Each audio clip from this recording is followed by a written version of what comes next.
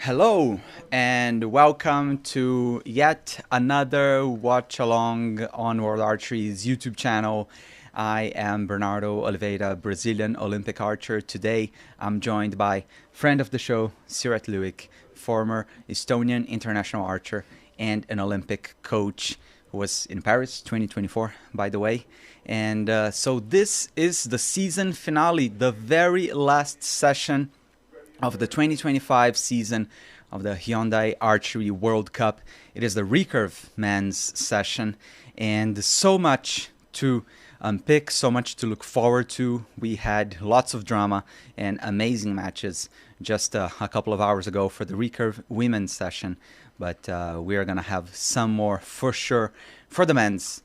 Well, first of all, Siret, thank you so much for being here. Welcome to the show. How are you? Thank you. I'm doing good. I'm more awake, I think, than I was for the first session, as it's very early here in Switzerland. But no, I'm doing good, and I always enjoy watching archery, doing archery. I think recently more watching archery, coaching archery, and yeah, I think we will have interesting matches ahead. I would say that there is no one very clear leader, in my eyes at least. So we'll see. All the statistics says that Brady is the most experienced, but at the same time, he's not world number one, and that is not to say that Marcus is a sure winner as well. So we'll see.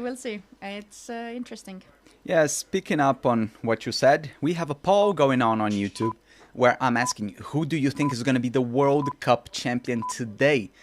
And the options that we have are Marcus D'Almeida, my former teammate from Brazil, Mete from Turkey, Brady Allison from the United States, or someone else. And in this case, drop a comment letting us know who you think is going to be the big champion of the season finale today. And if you're new to this format, this is a watch party, this is a watch along, and here, me and Siret, we are watching the competition. And where can you watch as well? Well, you head to the QR code on the left hand side of this screen here on YouTube. It'll take you to Archery Plus, where you can watch all the action, not only in this competition, but with many other competitions yet to come. We're about to get started with the Indoor World Series, and so you can follow all of that on Archery Plus. But here we are just making you company as if we were all sitting in the living room in your place, and we are having this chill conversation. It's a bit more relaxed than, for example, the official feed with the official commentators. And here you can also interact with us, send questions. Don't miss this opportunity to ask Siret questions. She's got tons of experience, and so in the previous session we had some nice interaction, and that was really cool as well. But then, what would be your vote for the poll then? Marcus D'Almeida, Mete, Brady Ellison, or someone else? What's your vote? Siret? Yes, I'm thinking. I'm thinking. I would be happy to right now vote for. I can't say underdogs because all those names are really good archers. But let's say someone else. I think we are going to have a surprise maybe. Yeah, well, the lineup, before I say my vote, I'm just gonna have a little refresher for myself on the names that we have. Just letting you know, the broadcast has started on Archery Plus, and what we see right now is all the athletes lined up, everyone wearing hoodies or any kind of warm gear because the temperature is quite low in Nanjing, China. Right now, 15 degrees Celsius or 59 Fahrenheit, and also with the overcast conditions, even with a light drizzle, then it makes for a much colder feel. But yeah. First quarterfinal, we have Baptiste from France, who is leading the World Cup points, by the way, coming into the final stage, up against my former teammate from Brazil, Marcus D'Almeida. Then second quarterfinal, we have Florian, the winner of the first stage in Central Florida in April. Then Thomas Shiro from France. Brady Allison has won like 5 times the final or something like that. From the United States, he's facing a home favorite, Cao Wen Chao. And then last quarterfinal, we have Mete from Turkey, the Tokyo 2020 Olympic champion, facing Matias, the winner of the last regular stage, the one in Madrid, which was in July. My pick would be, well, I apologize for all my Brazilian counterparts. I would go with Brady Allison. I think that he's going to win today. It's been, I think, quite some time since the last time that he won the final, and so I think that he will back. Actually, quite some time until since he won a medal, because his last medal was from 2021, silver medal. Wow. Yeah, that's crazy stat. Yeah. Crazy stat. Well, keep those comments rolling. First, let us know where you're watching from. Here in Switzerland, we are speaking to you from the Archery Plaza studio at the World Archery Excellence Center in Lausanne, Switzerland. And here it's just 3 minutes past 8 a.m. I have here my coffee with me, but it was a very early start for us because we were following the women's session, which started at 4 a.m. local time. But let us know where you're watching from, what time is it over there. But anyway, we are so thankful you're here with us, and we're seeing the athletes line up today. There, Brady, that we see in the picture right now, it seems he lost quite a lot of weight, huh? Yeah, it seems so. I guess he's having this on purpose to really to be more fit and to have better results. And let's see if this actually will bring him success today. Yeah, and I saw him saying that part of the motivation as well to take better care of himself, of his body, is the fact that he's getting older and time comes to everyone, and so he wants to keep the same level of performance, avoid injuries, and so he's taking better care of his body, and it's really impressive to see how much weight he has lost. And now it's really funny to see, it's really cool to see the camaraderie of the athletes coming into the arena. They're all being introduced one by one, and they're coming and giving each other high fives. It's really cool to see this display of friendship before the competition. Yes, and I think they are sharing the same conditions there. I always feel that having some sort of more extreme conditions, weather conditions, or a very strange venue, unites athletes more, because you feel that you're like suffering together. I really think this actually helps with the atmosphere to take certain tension off, because it's kind of like, okay, we are in this together, all of us are in here. Yeah, that's right. A good point. Well, let me share with you, as Marcos D'Almeida is coming into the arena, and okay, I was about to say that he was gonna have a super boring introduction, but in the end he did something with his hands. But yeah, it was just funny if you're watching that on Archery Plus. But let me tell you from the very beginning that we have a giveaway going on today's session.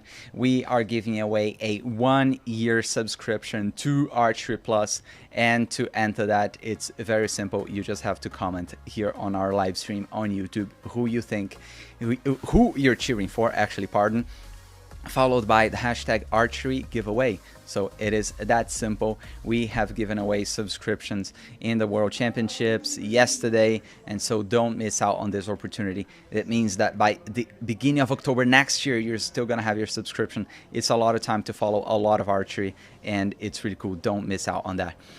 And one of the sensations, but it's not a surprise, but his form was so strong, is the last man to come into the arena, Baptiste from France. He led the World Cup rankings, and even though he hasn't won a stage, he finished 4th in Shanghai, 3rd in Antalya, and 2nd in Madrid. That is so consistent. Yes, exactly.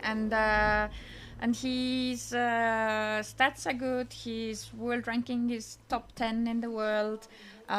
Scores are consistently good. So he has showed good scores for us to predict that it's going to be a tight match. It's not going to be an easy match for Marcos, for sure. No. Yeah. And it's interesting. If I may, I'll take the time just to reflect on a funny story. One that was really interesting to me was Marcos and Baptiste. The last time I remember them shooting against each other was in a World Cup stage in Paris in 23.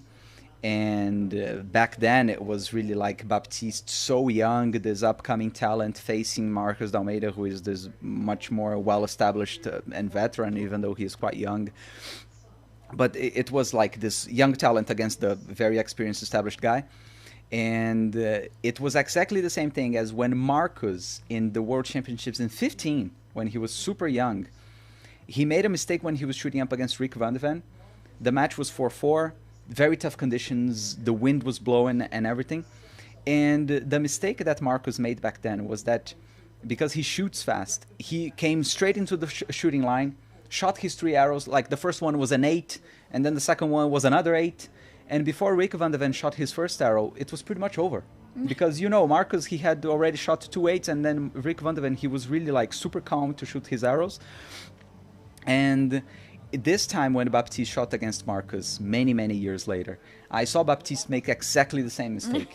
They come into the shooting line. Baptiste shot his 3 arrows like a machine gun, like da da da, and he shot like 8-7. And then before Marcus shot his first arrow, it was over. You know. Yeah, but this is really something that comes with the years of experience, and and actually you need to be also ready to step out of your own rhythm and change something and really take into consideration also the other archer. It's could be helping, but it doesn't always work as well, because for some archers it makes it even worse if they try to change their own rhythm or start at a later time, and then they get panicking about the time. So it's so, but yeah, it's a good point that you have noticed. But we have already the chat going very lively. Yeah. Very nice to see that. I was about to ask you to take a look, because I just saw there were some comments. I was like, Sira, take a look at that. Yeah. I've been. If you see my head down, it's not that I'm like not wanting to interact with you guys. I am interacting with you guys. I'm reading the comments. So we have Bea back, who was active with us in the first session as well. Ah, cool. He's from Philippines. For those who went in the first session, Bea is going to have his or her their first competition soon. So good luck with that. And the time there is 2:00 in the afternoon right now. Oh, okay. And then we have Fisherman saying hi and saying that he has a feeling that Brady will win because Kim Woo-jin is not there. So who else is going to win, kind of? But at the same time, we also have people cheering for Adis Baptiste, and we have people cheering for Matias Grande. For example, Luka Chevtik, sorry. And Brady Ellison giveaway. So we have already some people entering to the subscription giveaway as well, so that's cool. Keep it coming and let us know if you have any questions. Yes, we are getting started with the first quarterfinal, the very first match. Marcus D'Almeida has just shot an 8 with his opening arrow, and Baptiste like this. I wonder whether he read some of the conditions in the Brazilian's arrow, and he is in the 10 for the first arrow. Marcus D'Almeida shooting his second. But like I would say 80-90% of women's arrows, first arrows, were all high. And so okay, women's bows are not as strong, but I do think there is a tiny bit of something to pay attention to. Super solid. D'Almeida found the center of the target immediately with his second arrow, but Baptiste shoots yet another 10. Let's see whether D'Almeida will shoot a third in the 10. He does for a 28. So a 9 or 10 will give a set win for Adis Baptiste. He took a little bit longer in this one. That 9. Is a 9. Arrows nicely grouped. That's completely enough, and that will do for 2-0 lead for Baptiste Adis. Baptiste Adis de la France, représentant la France.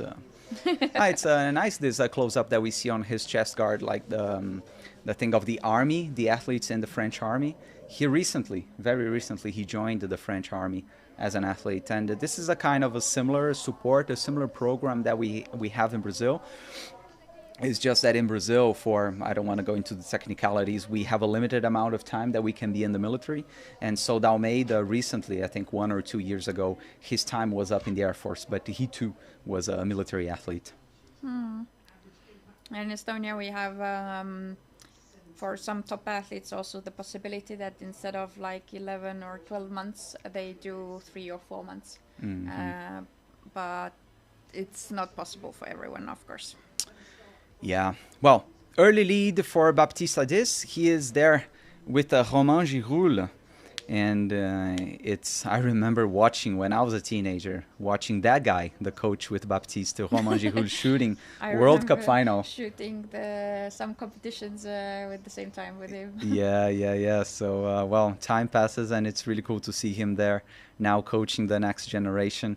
And but it's now time for the second set.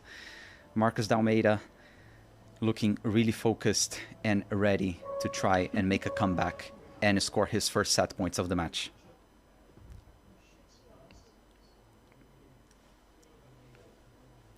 There we go. The Brazilian shooting first once again.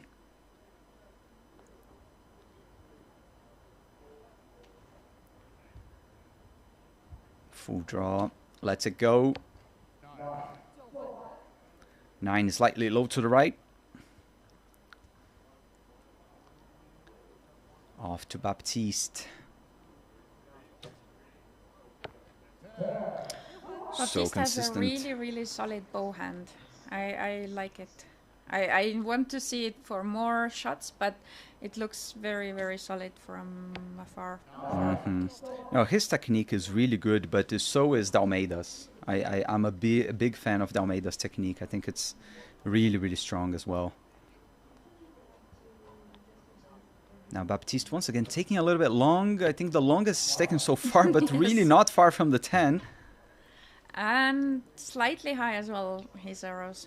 Yeah, I wonder... The last 9 was also high. I wonder whether he has already adjusted his sight.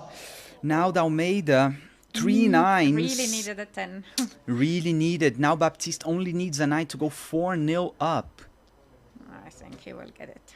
Yeah, that bow hand. He does. Yes, a 29, a second 29 for the young Frenchman, and actually 28 and 27 for the Brazilian means that he is already trailing by 4, and Baptiste Adis can clinch victory already in the next set. Yeah, I didn't want to say the names when you asked in the beginning who I would say bet on who would be the winner, but I think on the both sides of the table we have Adis Baptiste and we have Matias Grande. There is really, really good talents, younger ones. It was the final of the last stage, the 4th in Madrid, yeah. The final. Or we have also one match where is Florian Unruh and Thomas Giraud, both experienced archers, both probably eager to get more individual medals, so why not from there as well, but that we will see in the next match how well they are shooting today. But very pleased to see Adis Baptiste shooting so good right now. Yeah, super solid. He was a bit inconsistent in the final 4s that he shot this year, and I guess that's the reason why he hasn't won a stage, even though he came so close. But so far, he came off the blocks super strong, shooting the lights out, and now in a somewhat comfortable position. But if there is someone who could make a very strong comeback and react, that's d'Almeida. Don't rule him out. Okay, we have people in the comments saying that they don't understand what's going on here. No competition, just 2 people talking. Yes, this is a watch along. So actually, the match you can see on Archery Plus. Yeah. You can scan the QR code. QR code just here. And you can watch it and from there, but we are offering a watch along, so we watch the video, we comment. You might prefer this one, more relaxed, more interactive way of commenting, to the original one as well possible, and then we will also share with you the interviews later and the podium ceremony. But that's what you get from that channel, so I hope that explains the nature of watch along. That's literally watching along, talking, commenting with you guys in the chat and us here. Now tough conditions down on the venue. Both athletes shooting 8 and 9 and kind of all over the place. So the wind is playing tricks, even though it's not that visible on the athletes. And Almeida with a very, very good arrow in the 10. Very important because puts pressure on Baptiste. Oh, nice shot. Oh, yeah, and the next 10. Yes. Baptiste, this might have been the arrow of the match, because now Baptiste, being up 5-1, only needs to match Almeida's score in one of the next 2 sets, and then he is through to the semifinal. Yep.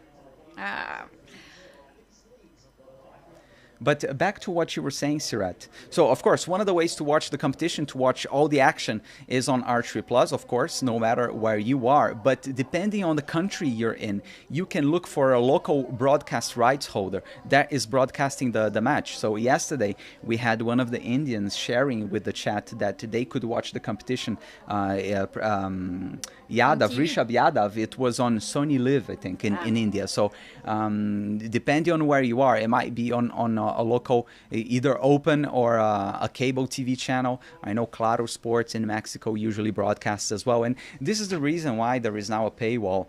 Is, of course, this is something that is not very pleasing to a lot of people, but that's because we have more and more broadcast rights holders getting the rights to broadcast archery. And this is the reason why now we have a paywall as well, because we have more and more territories broadcasting archery, and this is awesome.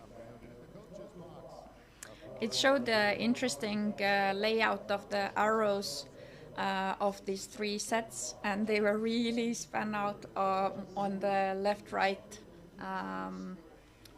horizontal direction. So that is definitely wind there. Yeah, very horizontal spread. Marcos Almeida shooting first, as he has done in the previous 3 sets, now is up against the ropes. He needs to react and outscore Baptiste at this in the next 2 sets and force a shoot-off. Wow. X10. X10, very good first shot. Exactly what he needs to put pressure on the young Frenchman.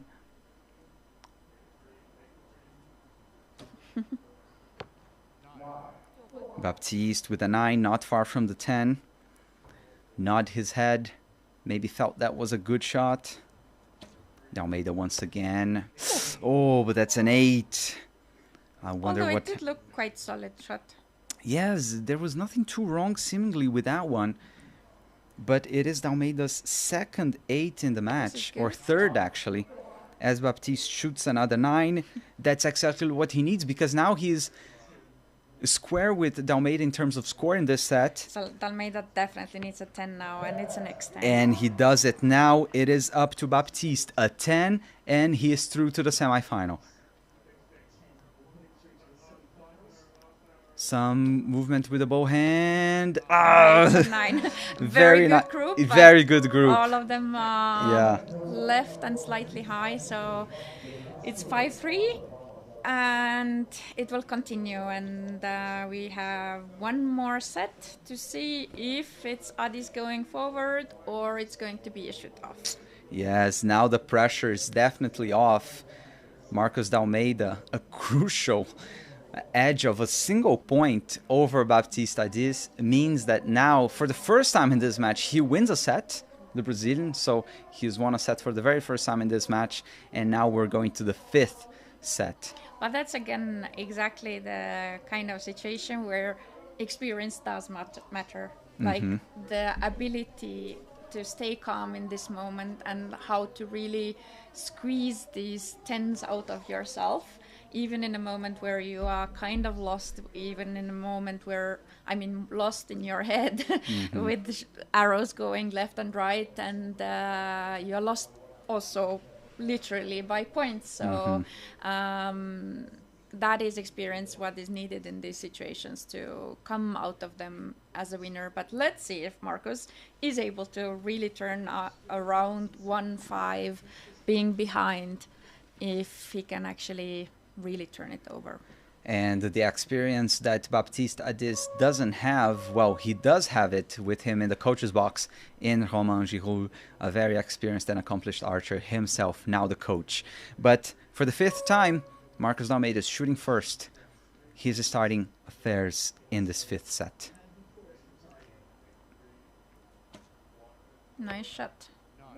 Oh, out by just a couple of millimeters, off to Baptiste. He was, Marcus was reacting quite like strongly to that. And there's an opportunity. An 8 for Baptiste. He looks back to the coach to try and understand what happened there. The door is open for Dalmeida. And so focused. Like, even through the cameras, it seemed like his eyes are like watching me through me. And a 10. Baptiste in the 10. Pretty much what he needed. If Dalmeida shoots a 9, Baptiste still has a very good shot here. A 10 to put this out of reach and force a shoot off. Oh, some movement there with the bow arm. That's a 10. So we are going to have a shoot off. It's confirmed. Oh my God, what a recovery. So who shot first the first set? Dalmeida. Dalmeida? Yeah. Okay, so Dalmeida will go first. Wow, so it really came down to that 8 by Baptiste, because he shot that last arrow in the 10. Even though there was nothing he could get from that, at least it gives him the confidence going into the shoot-off. But you could really see that it took a lot of effort from Marcus. Like, he kind of was relieved, but you could see that he's under a lot of pressure. Yeah. You could see in his face that it's like exactly what you said. It's taking a lot of energy to do that. Yeah, it's literally like squeezing out those 10s that you need, and he managed to do it. And in the last 3 arrows, the group size is just a bit less than 10 centimeters. So that's amazing on 70 meters. 3 arrows, all within 10 centimeters or slightly a bit less. Wow, it's really can't tell which way this is going to go. It really looked like Baptiste had all the momentum in this match, or for the most part of the match. But now, after this recovery by Dalmeida, it seems it's a little bit more on his side, but really can't tell. Yeah. So in terms of shoot-offs, there is Baptiste has shot 13 shoot-offs in his international career and has won 6 of them. So just a little bit under the 50%. But Marcus has shot 25 and has won 16. So it's more than half. So statistically, it should be Marcus winning. Almost all the stats are saying that. But at the same time, let's remember the beginning of this match. Addis took 5-1 lead really, really convincingly in the beginning. So yeah, exactly. Let's see. Exactly. And both archers have had these kind of surprise arrows off to the side, probably with the wind. So let's see. The fate in this tournament for both of these archers hanging on a single arrow. You get it right, and you're through to the semifinal. Get it wrong, and then you can pack your bow and go home, marking the end of your international outdoor season. There is a question referee check after maybe. I'm not sure what that question is exactly. There is always a judge who is in a target. There is a line judge, there is a target judge. And the target judge is always looking there as well and looking for liners. And they are the ones who need to confirm if the match is finished or not. Wow, so, good shot by Dalmeida. Marcus shot first, shot a 10. It's a 10, not touching the line with the X. There is room for improvement. Baptiste. But it's a quite difficult good timing, and he shoots a 9. What a recovery by Marcus Dalmeida. He was losing 4-0, then 5-1, managed to claw his way back in a remarkable comeback.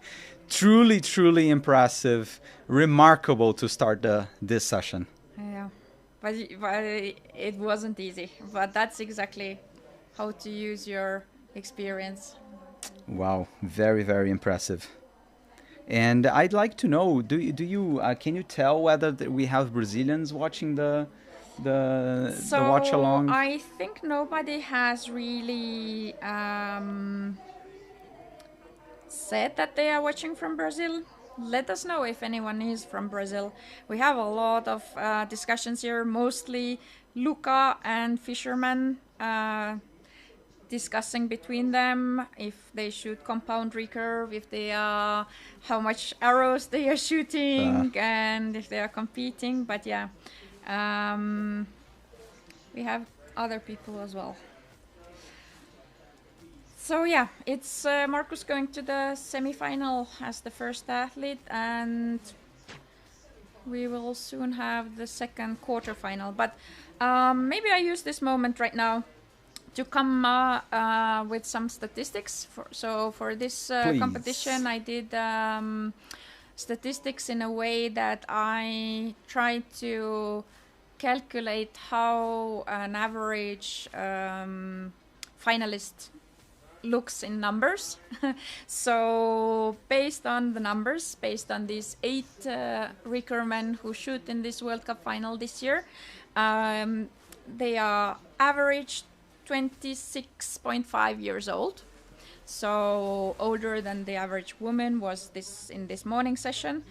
They have shot average 28 World Cup stages already. That's enormous number to consider that every year there is maximum of 4 World Cups, so some years have 3, so it means at least 9 years of competing all the World Cups. Yeah. That is enormous Or number no, of actually, World no, Cups. 23, then it would be like 6 or 5 years, but still. No, 28 World Cups. 28. And some years have 3. Yeah. So okay. minimum Yeah, 9 yeah, years Okay, I see. shooting all of them. Okay, And that's average of all of these 8 men, but there is also one man who has shot only 6 World Cups. Yeah. So Who's that? See, that's the Chinese archer Cao Wenchao. Yeah. Whoa. And so that already says that it's like not an easy task to get to World Cup final. You need to be established archer, and you don't get established only by participating in the World Cup stages. You need to have on average 13 medals already from World Cup stages. And their average best score this season has been 682, and I know the weather conditions haven't been the best this season, so 682 is average of these 8 men. That's wild. That's wild. Yeah. Yes. Yeah. Very, very high level. We're getting started with the second quarterfinal. It is stage 1 winner Florian Unruh shooting first, and he's facing Thomas Shiro from France. Unruh starting all the way to the right with a 7.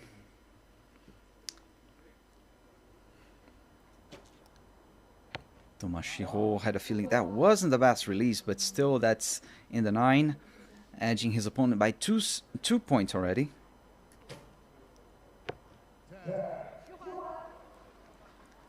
Immediately back in the center of the target. Amazing recovery by Unruh.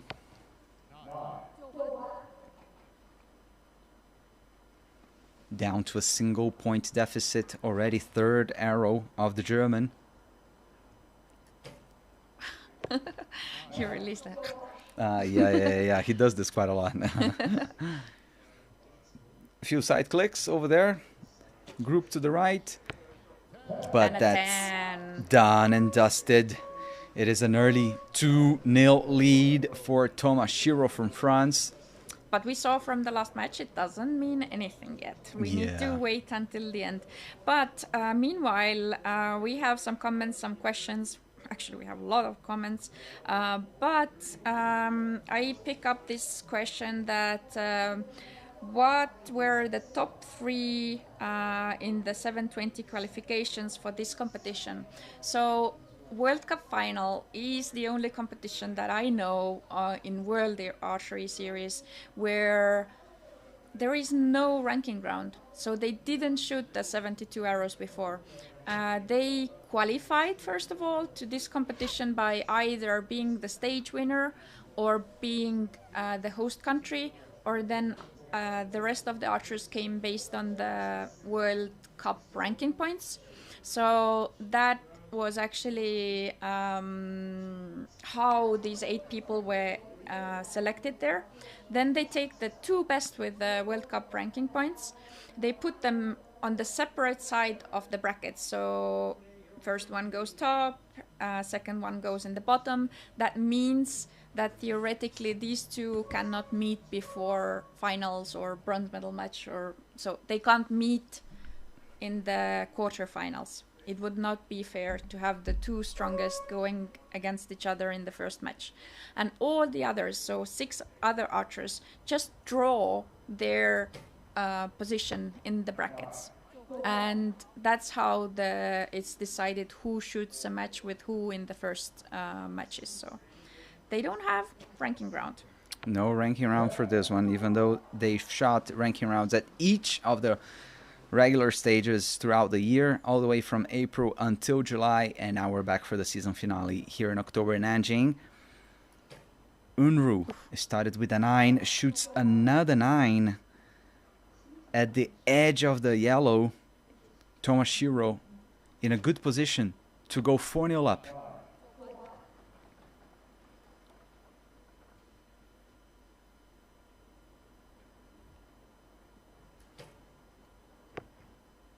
Oh, just out. Just Maybe out. touching. A 27 Very for tiny. Unruh. Very tiny possibility that it's touching a 10 line. That wasn't a good release, I think. Not the best, but the 28, that's more than enough to beat Florian Unruh. And so Tomoshiro is the second. Do you think there is a 0 chance that this might be a 10 for the last arrow for Florian Unruh? Yeah, I think it's out. Okay. I think it's out, yeah.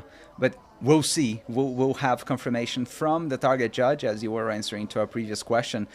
So there is a target judge and the agents who are 70 meters downrange checking the arrows on the target faces. But I think, yeah, this is pretty much a slam dunk win for Tomoshiro in this set. And he's going to be the second Frenchman to go 4-0 up. But last time this happened, well, we know it didn't guarantee victory. Yes. So we have then a follow-up question from Luca that if they don't shoot the ranking round, how do they actually do their warm-up and sight adjustments before shooting those matches? So that answer is also easy in a sense that they have practice targets there that are with a very similar direction. But it's not. I saw the drone view of the field layout, and it's not 100% parallel, but it's let's say like this. So maybe the direction is just maybe 10 degrees off compared to this one. So there are slightly different conditions, maybe for the wind, because it cannot be built exactly replica because there are no spectator stands for the practice targets. But yes, they have a possibility to shoot the same day in a very similar location. It seems this match is going to the Frenchman Thomas Giraud. Yes, with Unruh starting with an 8. He's now on the back foot, manages to recover strong with a 10. Just what he needed. Up to see whether Shiro can stop the charge by Unruh. Another 10. A 10, yeah. And he seems so calm. He looks extremely calm. Very, very calm. But both athletes are very experienced. Tomoshiro is 28 years old. Florian Unruh is 32 years old. They both have individual and team medals from World Cup stages. Florian Unruh has shot in 36 World Cup stages. Tomoshiro has shot 24 World Cup stages.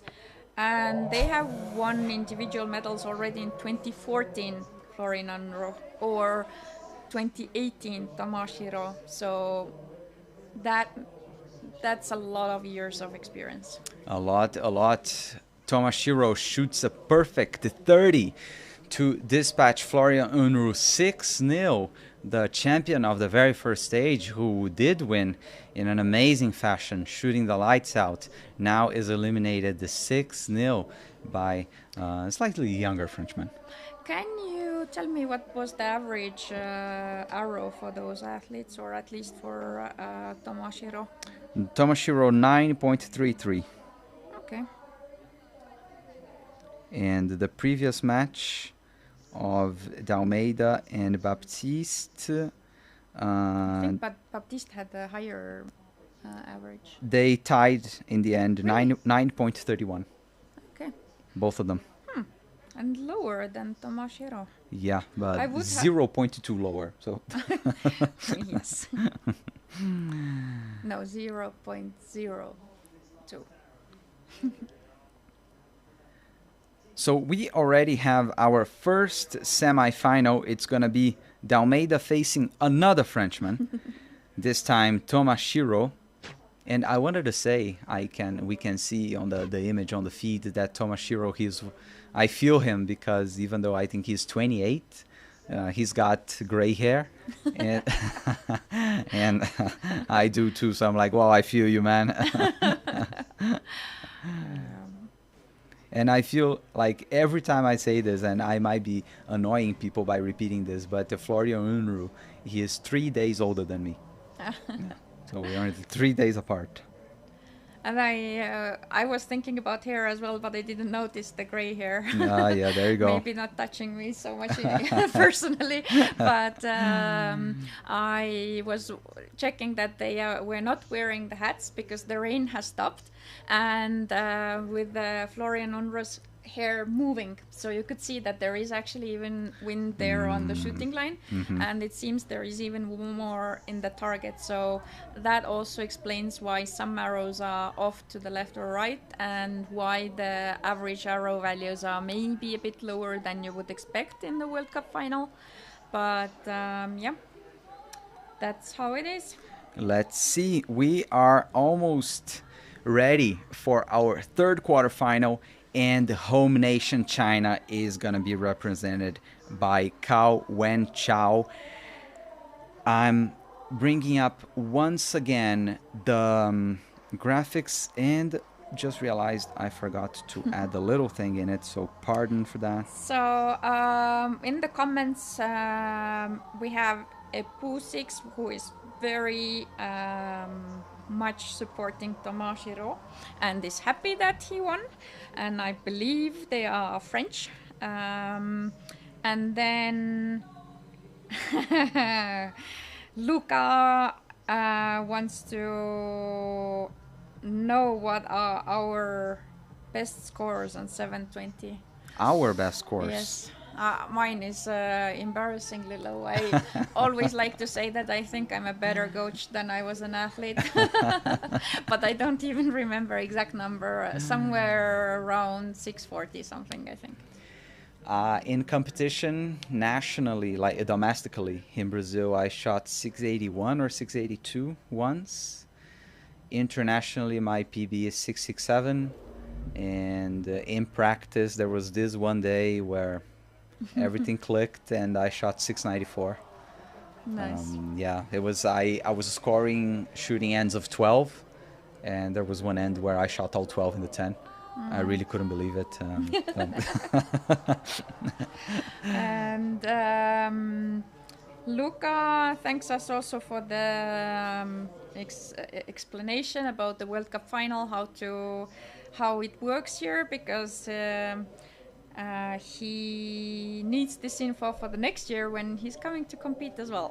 Great stuff, great stuff. All the best, man. It would be very cool to see someone coming from watching from the sofa and commenting in YouTube and coming straight to the World Cup final in the first season. Yeah, or a Final Four in one of the stages. Yeah. But it would absolutely go against the statistics that I have made that says that you have had to have like competed seriously for 9 years already to end up in the World Cup final. Minimum. And 9. the person with the most experience and the most World Cup appearances is that man over there, Brady Allison. How many World Cup appearances does he have, Sira? 65 World Cup appearances. So that means if even every year there is 4 World Cups, that would make I'm 15. Whoa, some movement there by 17 Wen years minimum of competing non-stop. Well, I don't know whether the final enters in that, but even if it does, it's a lot of time. And we have been seeing Brady Allison around for a really long time on the top, which makes it even more remarkable. As he shoots 29 to put this out of reach already for the Chinese, who finds the 10 with his last arrow, for sure, that giving him confidence coming into the next set. Yeah.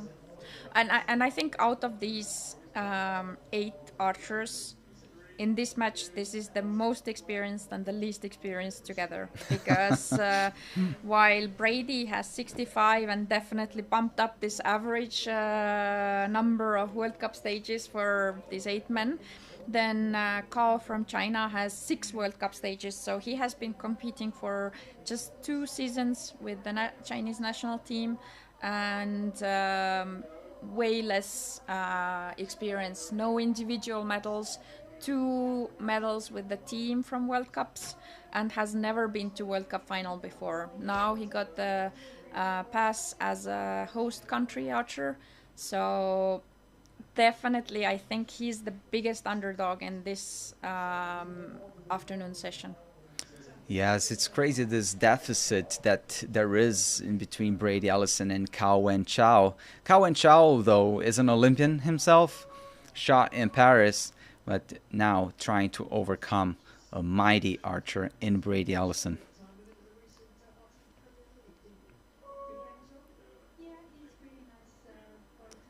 Cao Wenchao, the Chinese, is shooting first on target 2. He trails by 2 set points. Finished the last set in the 10, starts the second set in the 10. I don't know if it's even nice to say, but I mean it in the best way, and I mean it in a good, totally good way. But when I see Kao shooting and looking at his face, he has anime eyes. Look at that. Like, that's exactly how you would draw them, like in a cartoon. Like anime concentration. Yes. Super concentrated eyes. Wonder whether he watches anime. Brady Allison had a 10 to start. Ooh, that's an 8. An 8 just out. That puts him now in the back foot with 1 arrow left in this set. And that's a 10. And the Chinese puts this out of... Talking about an underdog and least experienced and all that. Look at that. Yes, he puts this out of reach for Brady, who's back in the center of the target, shooting another 10. So that 8 really was his undoing. And now we have 2 set points apiece, 2-2, going into the third set. So we have a question from Skip, that where are the Korean guys? Yes, that's a good question. Two of them, they could be there. Qualified. They did qualify, but they withdrew. So they chose not to go. And the reason for that, I don't know. We don't know, honestly. I assume it's also related to the next year's national team trials that Could start be. Already in October. Could be. So because for them, for sure, it's more important to be in the national team next year. Yeah. And it might be just overwhelmingly too much, because I saw they had World Championships right after that. They had a huge national tournament as well, Yeah. or maybe even 2. And I know they have the team selections coming up as well. So maybe it's just too much. Yes, we could have Kim Woo-jin. He was, in terms of points, he had enough to qualify, but chose not to be in Nanjing. And the same applied for Kim Jae-dok. So now, looking at the match again, very surprising situation. We have 2-2 between the most experienced and least experienced out of these 8 archers. But Brady is showing why he's the long time world number 1, currently world number 2, and starting with a 10. And Kao shot a 9. Oh, Almost exactly in the same place. Yes, and I think it seems Brady's struggling a little bit, shaking a little bit at full draw. Almost, it feels like he has to battle his bow to go through the clicker. Losing weight? Losing mass, losing muscle. Maybe. Oh, he went. The clicker came off. He didn't release. Man. And he didn't release, but he did flinch. Yeah, that's not in a million lives I would be able to do that. But that is only possible if you have shot 65 World Cup stages and you have that much experience. So impressive. He won this set despite shooting that 8, and then the clicker coming a bit too early in that last arrow. He puts it in the 10, it's a 28, and he now leads 4-2. He is kind of laughing about it, I think. Yeah, so impressive, so impressive. And I have a feeling, at least visually, he's one of the guys out there feeling the coldest. He's constantly kind of jumping up and down Again, with his hands. Weight, it does make a difference, because when I gained weight, I started to feel way warmer. I know it for sure. I have a feeling you are against the fact that he lost weight. You're always pointing out like, No. yeah, he lost weight, yeah. No, I'm just joking. And again, nothing against Brady or his weight loss. I love the fact that he's a good role model for his kids. So, no, it's great. Dad of 2. Married to another archer in Toya Allison, originally from Slovenia, living in the US. And it's nice to see Brady once again with Mel Nichols, his stepdad, who has been with him for such a long time, but we hadn't seen him in the coach's box with Brady for some time.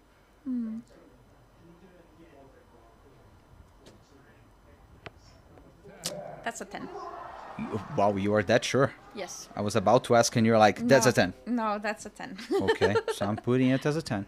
Yes. Responsibility lies with you. Oh, that was very bad shot for Brady, but it's a 9. Lucky to be a 9. That was really bad shot. I think it was worse than the last one. Yeah, I thought it was going much further. I think he thought so as well.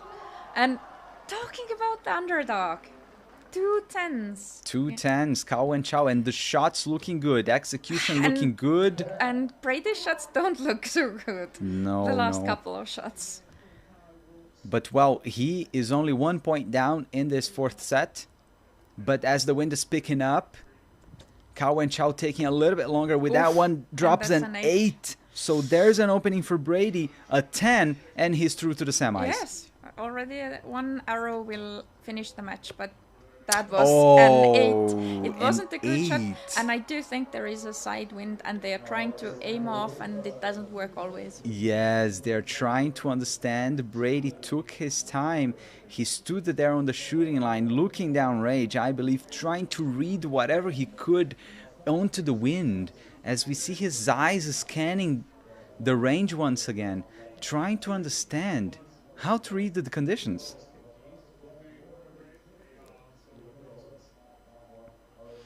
Yeah, so we got some good information about why Koreans are missing. I knew there is some national tournaments that are more important. So all the Koreans except the Kang and An withdrew because of the national sports festival, which is the biggest and most important, as far as I know, for archers in Korea. And it's hosted exactly the same time. And the national team trials will start at the very end of the month. So. Okay. Yeah, thanks for that. Yeah, thank you. Our Korean informer. Great stuff. It will be the 2nd stage of the national team trials already. And arguably the toughest archery competition on earth. We have a foodie from India who is cheering for India, which very welcome to cheer for your Indian athletes.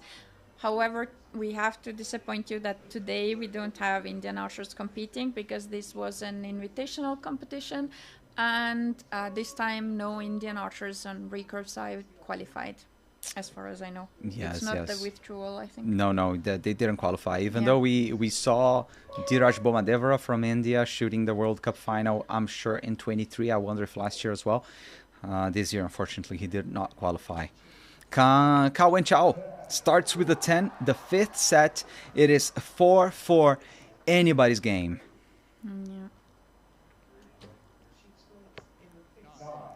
Brady starts with a 9, now trails by 1 point in this 5th set.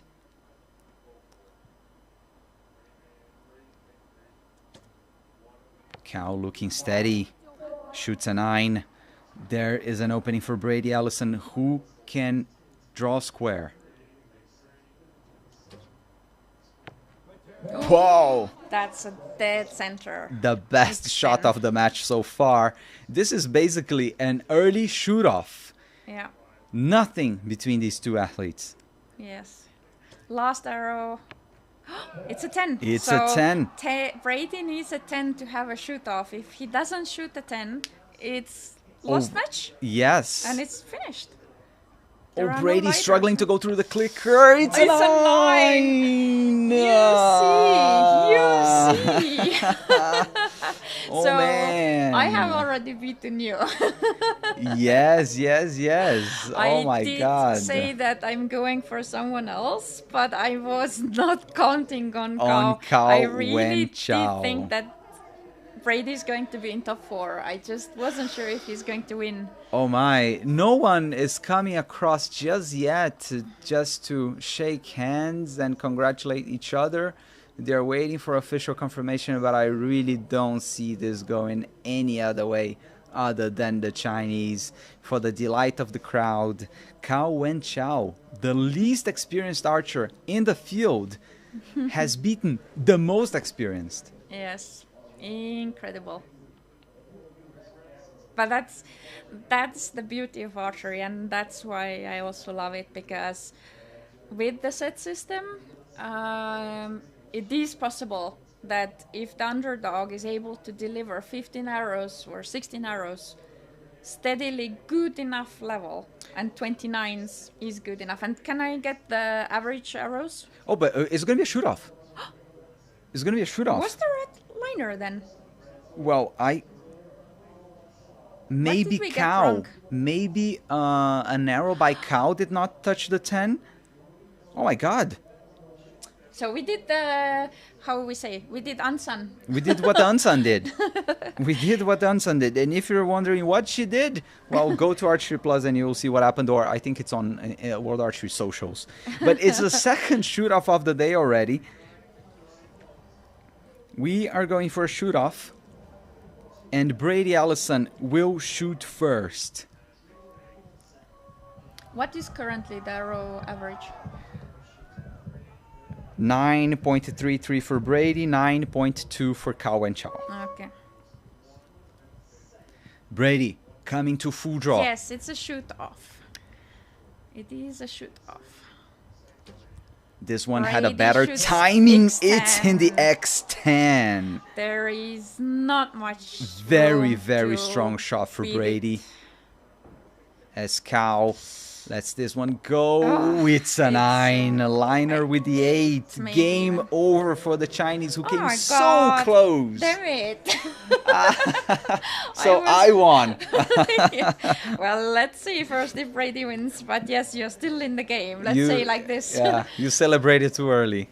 But I was just thinking, you asked me if Mete, Brady or Dalmeida is going to be in the gold medal or someone else, and I thought, come on, there's 5 other guys. Maybe one of them could do it. Statistically. But I wasn't thinking that Cao could do it. But Brady is shivering like... No, man. He is the visual definition of feeling cold. He's really cold. Poor guy. Somebody give him a jacket. Maybe Ansan's homeless hoodie.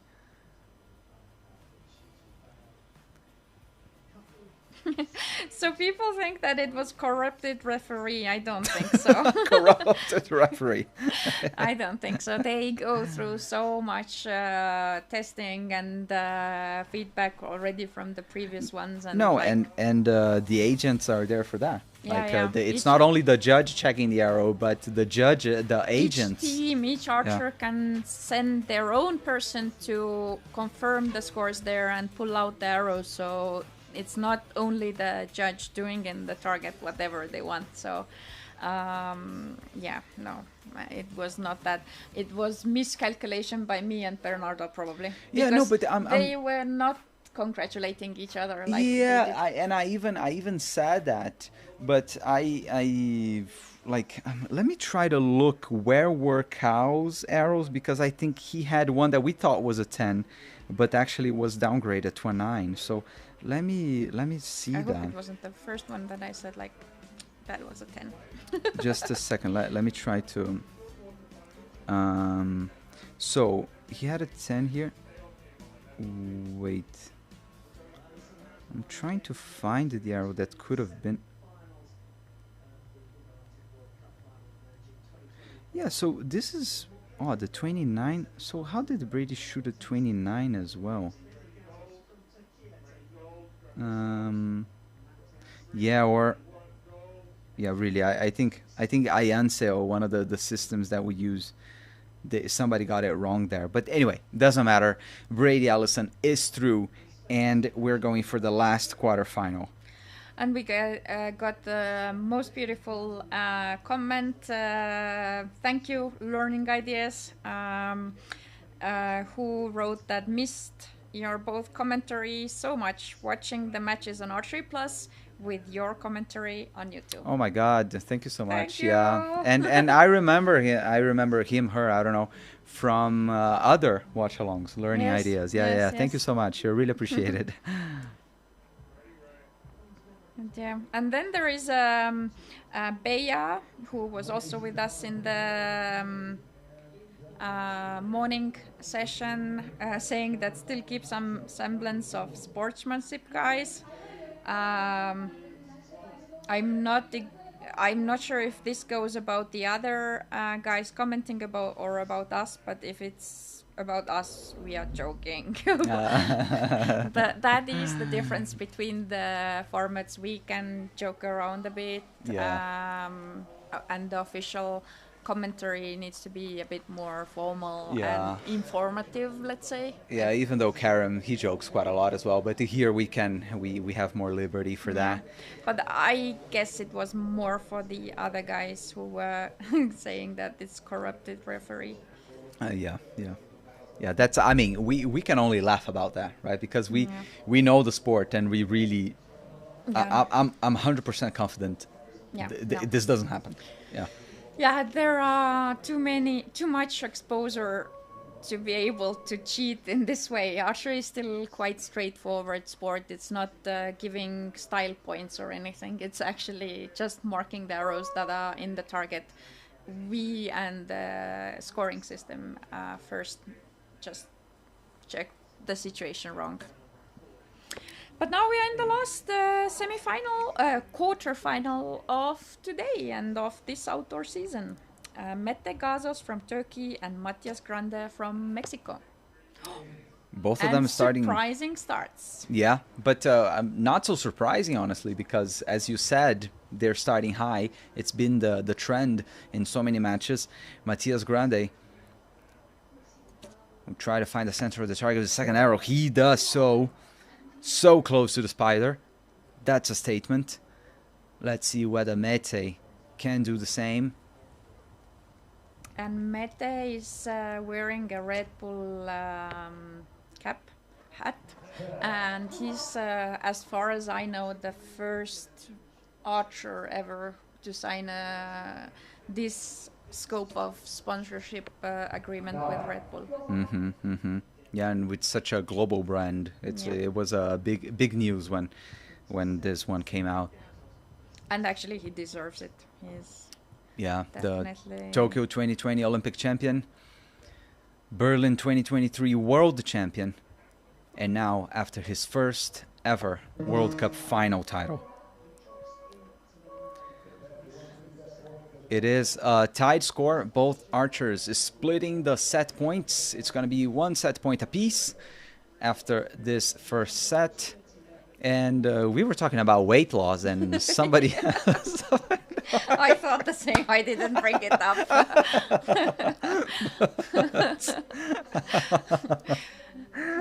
Well... That one is on you. Well, the coach with Mete, very well-known guy, Göktuğ Gergin. He's I guess there is no other way to put it. He's the mastermind behind the Turkish archery success, And he too lost a lot of weight. Yes.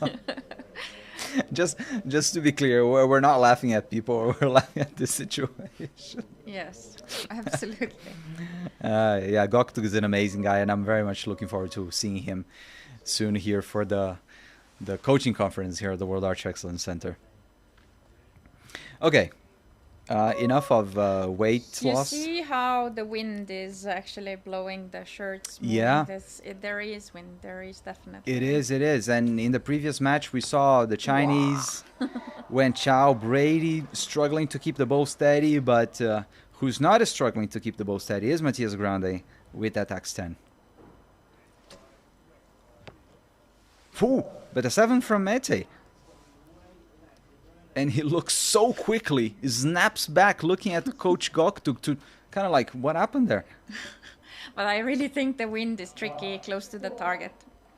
And it's really about the timing, not only the decision that you make, but also being lucky in a sense that if you don't feel on the shooting line the same wind as there might be close to the target because of how the stands are built, then it's also sometimes comes down to a little bit of luck, like your timing when you're shooting. Yes. That can definitely happen. But this set is for sure going for Matias Grande. Yes, he is looking.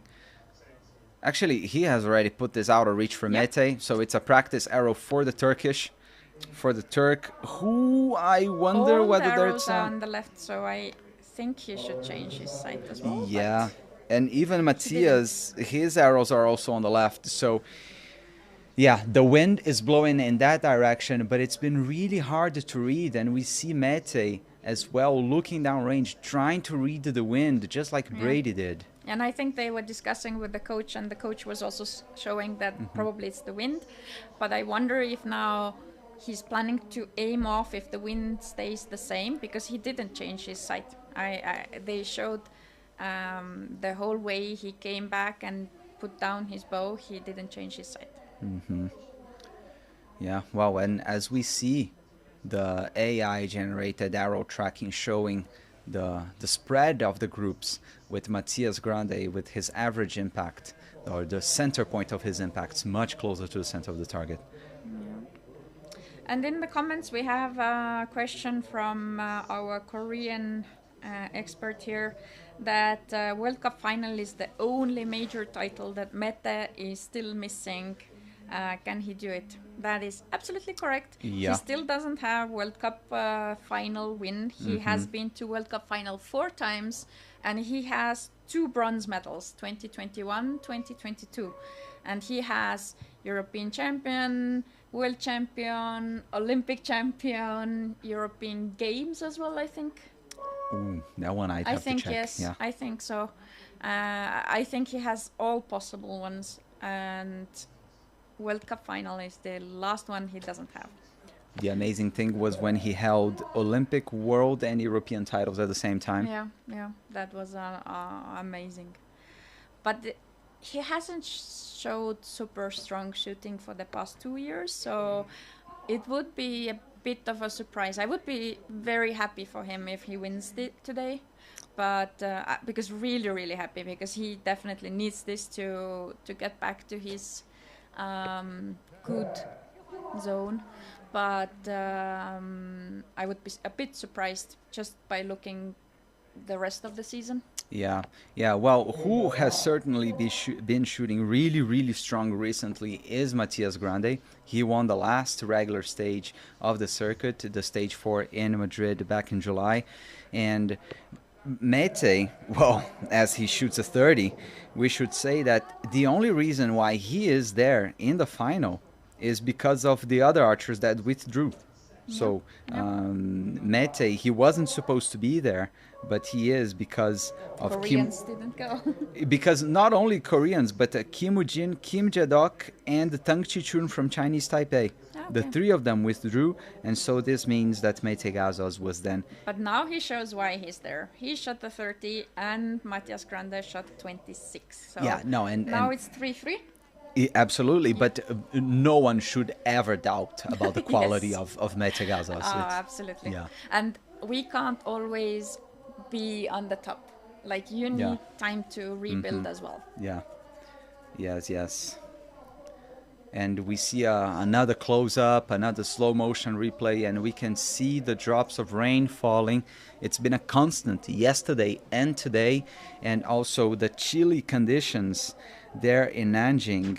Right now, no improvement on the temperature, still 15 degrees Celsius, and with the constant rain, makes it for challenging conditions to shoot in.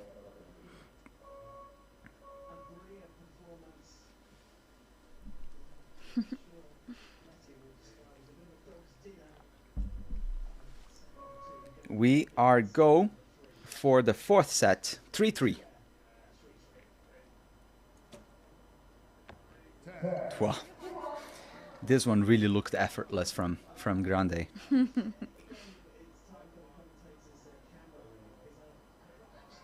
But Mete also looking good, taking long, but looking so steady. Yes, that was an X. And next from Mete, nods after that one. Must have felt good. He's dialed in. Matias Grande misses the 10 by just a couple of millimeters. He looks a bit frustrated. Like... Grande? Yeah, a little bit. Maybe wanting too much, over trying. Oh, Whoa. another X from Mete. As Mete shoots a fifth 10 in a row. Grande again, just Wow, slightly out. Just out. And now I can see the frustration that you were talking about, Siret. Yes. Mete has everything to go 5-3 up. Wow, triple X. Triple X from Mete. Absolutely perfect. Dialed in. And now Matias Grande is against the ropes. Yes, it's 5-3 for Mete leading. And he just needs at least 1 point to proceed to semifinals. There is a question that what's the audience like there, and should they cheer more? And I think they're doing quite good job.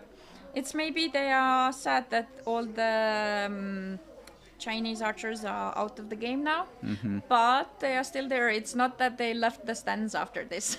Yeah. And to consider the weather, that it's very cold and wet there, then I think they are doing pretty good. and yesterday it was cool. We saw in the compound man Emir Kanhane from Turkey winning the title, and they were shown in the stands. There was a Turkish couple, and they were there cheering, and then in the end they were singing the national anthem as well. So I believe that couple is back there to watch Mete.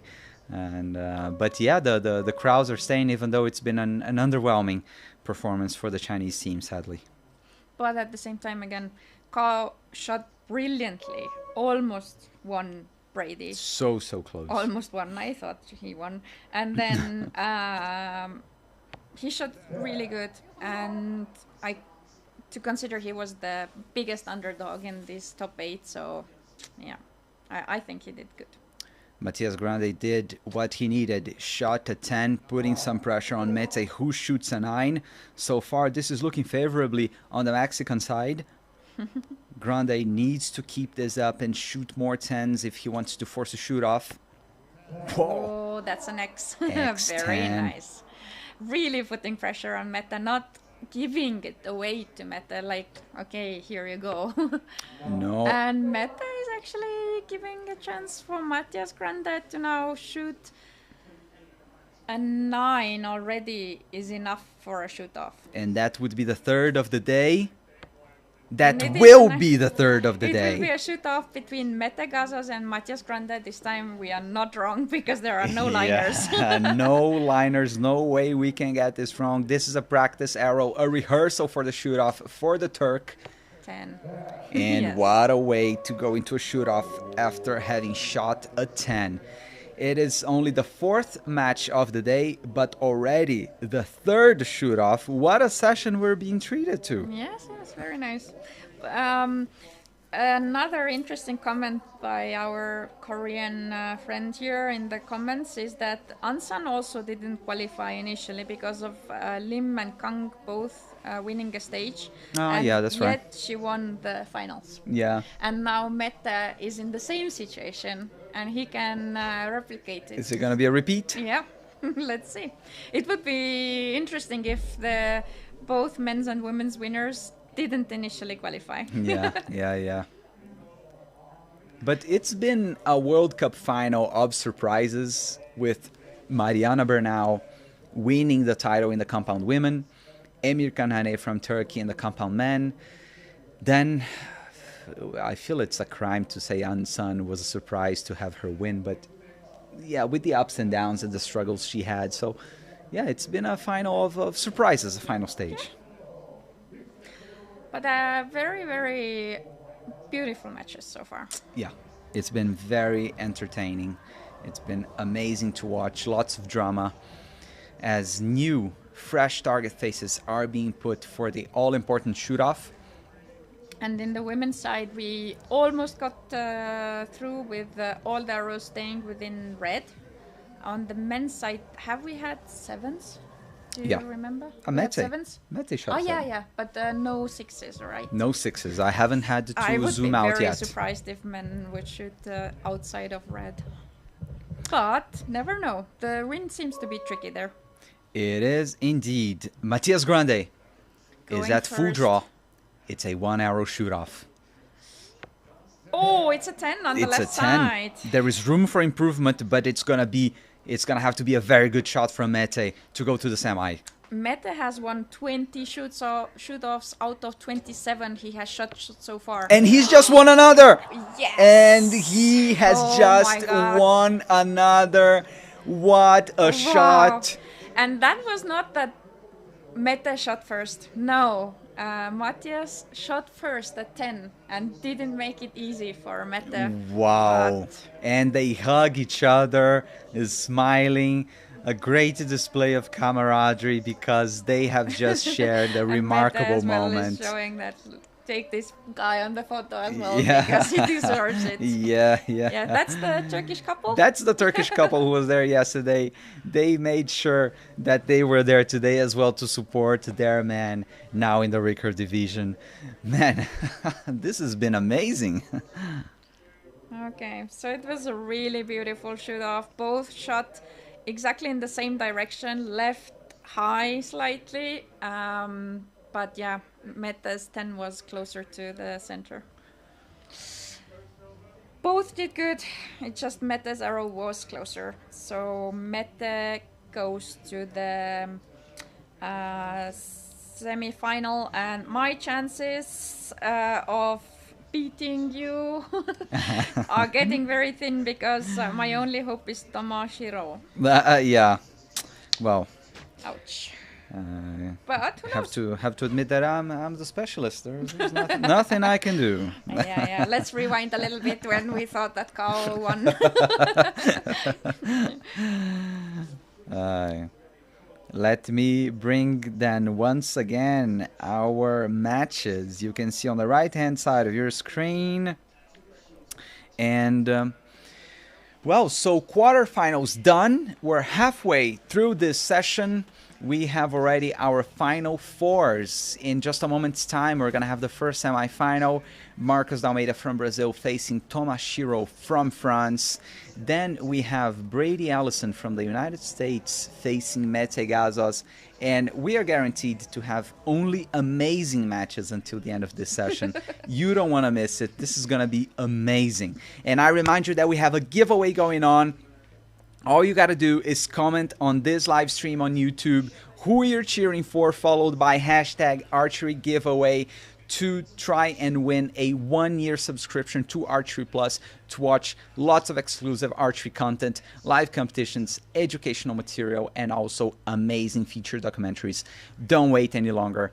Tell us who you're cheering for, followed by Archery giveaway. We didn't remind it throughout these 4 matches, so a few people entered in the very beginning, but now throughout the 4 matches, nobody else was added to the draw, so your chances of winning are quite good. So just put the comment in this YouTube live stream, and your chances are very good to win.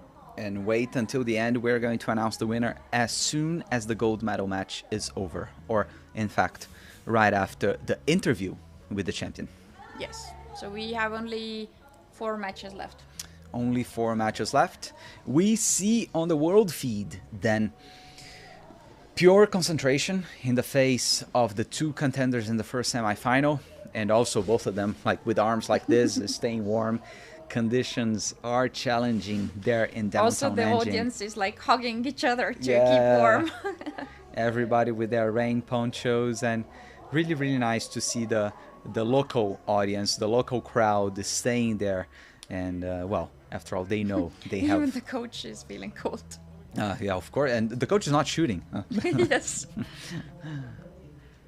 Because when you shoot, sometimes we think that archery is not very intense and maybe you won't get very warm when you're shooting, but all it takes is to be shooting in a colder environment. As soon as you stop shooting, you start feeling cold. Oh yeah, then you know how cold it really is. But at the same time, yeah, coming from Brazil, maybe you're not so prepared, but I, as a coach, if it's a cold weather, I'm not going to feel cold. I just put more layers under because I don't need to shoot. Yeah. And I, like, as an archer, you don't actually want to put that many layers because it will start feeling uncomfortable here in the elbow and like all these layers. And actually, I saw Brady did have multiple layers. Like he had something under that was a bit slightly bigger, and then a thin shirt on top. Yeah. And usually it's not that comfortable, and archers rather feeling slightly colder and tolerating this being more comfortable, but having the uncomfortable feeling of cold. But as a coach, you have no excuses why you feel that cold there. No excuses. Suck it up.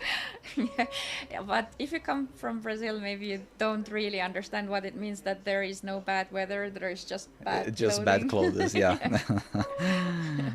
Here we go for semi-final number 1 then. It is Marcos Almeida from Brazil shooting first.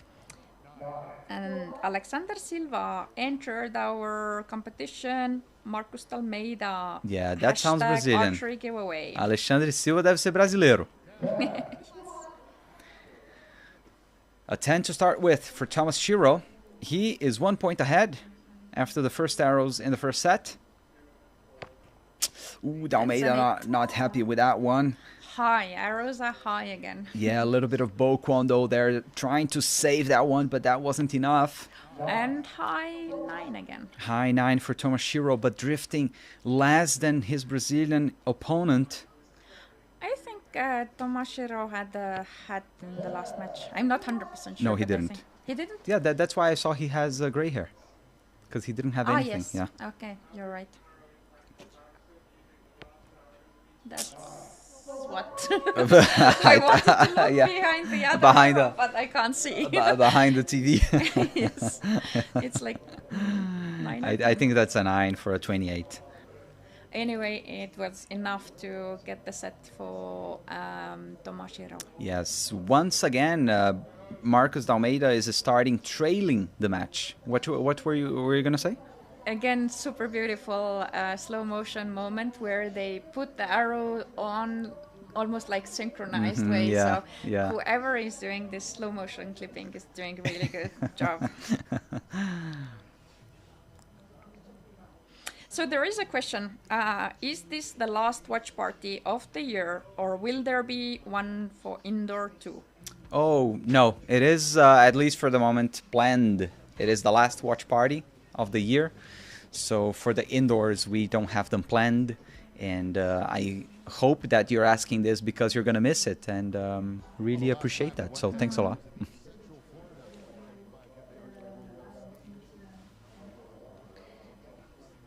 So there is a question about asking opinion about the bow hand glove on when it's cold weather. I guess people who shoot with gloves on the bow hand, they shoot even if it's hot or cold. We have a good example. I don't think it's really a question of that the function of the glove there is really to warm up. Yeah.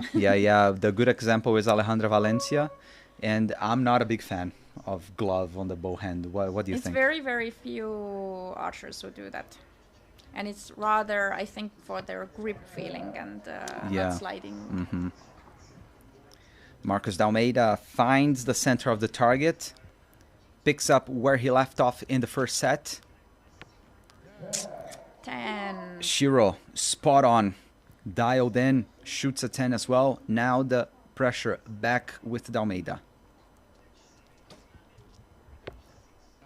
9 on the right. Shoots a 9. Good in terms of high and low, but just drifting to the right.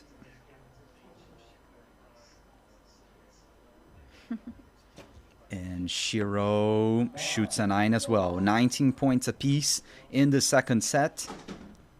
Crucial last arrow for both of them.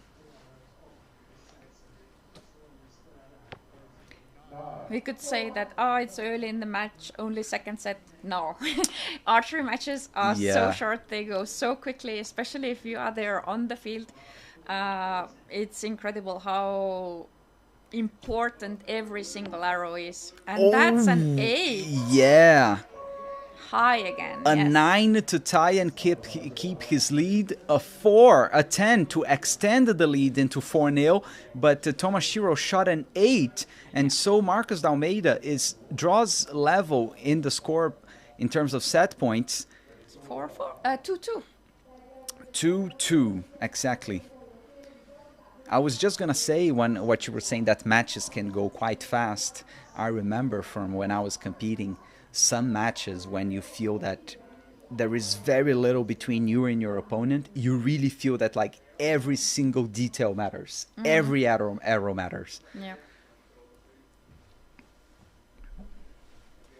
But Shiro, he took long with his last arrow, and I believe that's... But all his arrows have been high, I think. If you can check that, but I think all of them have been high. You're right. And it seems probably the wind from the back is getting stronger because they already shot the quarterfinal, and already there they had them high and they changed the site, and now again they are going higher, so probably there is a wind from the back. Yes, Tomoshiro doesn't have a single arrow below the center of the target. If you draw a line across the center of the target, he has no arrow below that. Yeah. Now we're starting set number 3, 2 set points apiece.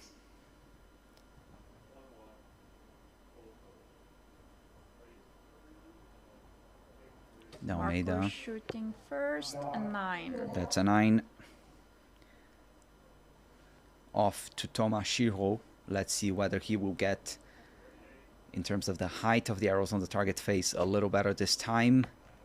That's an X, and just millimeter below the center. Yeah. You're right. First arrow below the center. A millimeter, but still. Wow, but that is. Dalmeida puts it on the spider. Yes. Wow, that's cool. Showing really, really beautiful archery. Yeah, Shiro now. Oh, I think the release wasn't so good. Drops a 9. But our criticism that all arrows are high. First one really low. Yeah. Oh, great stuff. Dalmeida with the 29. Shiro needs a 10 to split the set points here. I need him to proceed. But no, this set went to Marcos Dalmeida. And now Shiro is behind. Marcos Dalmeida takes the lead of the match and now can take the win already in the fourth set. I feel I will be surprised if it doesn't end 6-0, because I feel Marcos, we saw how he squeezed through the last match to take the win, but this time now he can be more comfortable in a situation where he's 4-2 and can actually do his confident shots, which should lead to 10 mostly. So let's see. Yes, let's see. In terms of arrow average, we have, but we're going to have an update. There's still a couple of arrows missing here, but they are so close to each other in terms of arrow average. Marcos Dalmeida 9.25, Tomoshiro 9.29, and yeah, very, very small margins.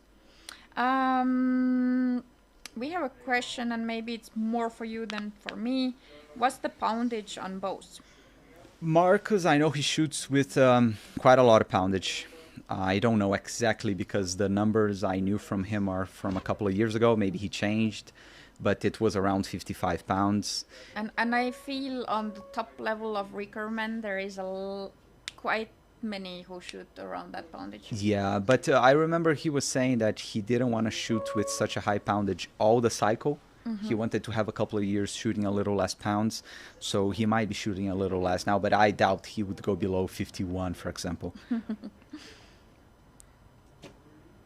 And still, I was not laughing, but it's just because 51 is still incredibly high poundage. My peak was 52, and it's not easy. Almeida 10 against Shiro's 9. Shiro needs 2 10s to have any hope of continuing this match. And that's an 8 and with an 8, I think that's not going to cut it. I think that's done. I think so too. Marcos Almeida with a great opportunity to book himself a ticket in the gold medal final. Shoots a 9 high. But you can imagine how tricky the win needs to be if even with 50 plus pounds, it's still affecting the arrows. Yeah, an 8 to go to the gold medal final. Let's it go. That was not a beautiful shot, but it's an X10. What about an X10? It is victory for Marcos Almeida, who is the first one then in the gold medal final, while France's Thomas Shiro will have to shoot for bronze. So the poundage information, the replies that's way too much, but we are not talking about recreational archers. Yeah. I would, and no coach would ever recommend and shouldn't recommend to any archer who is shooting less than these guys are training. They are dedicated to training. If you're not full-time archer, you should never consider having a poundage like that.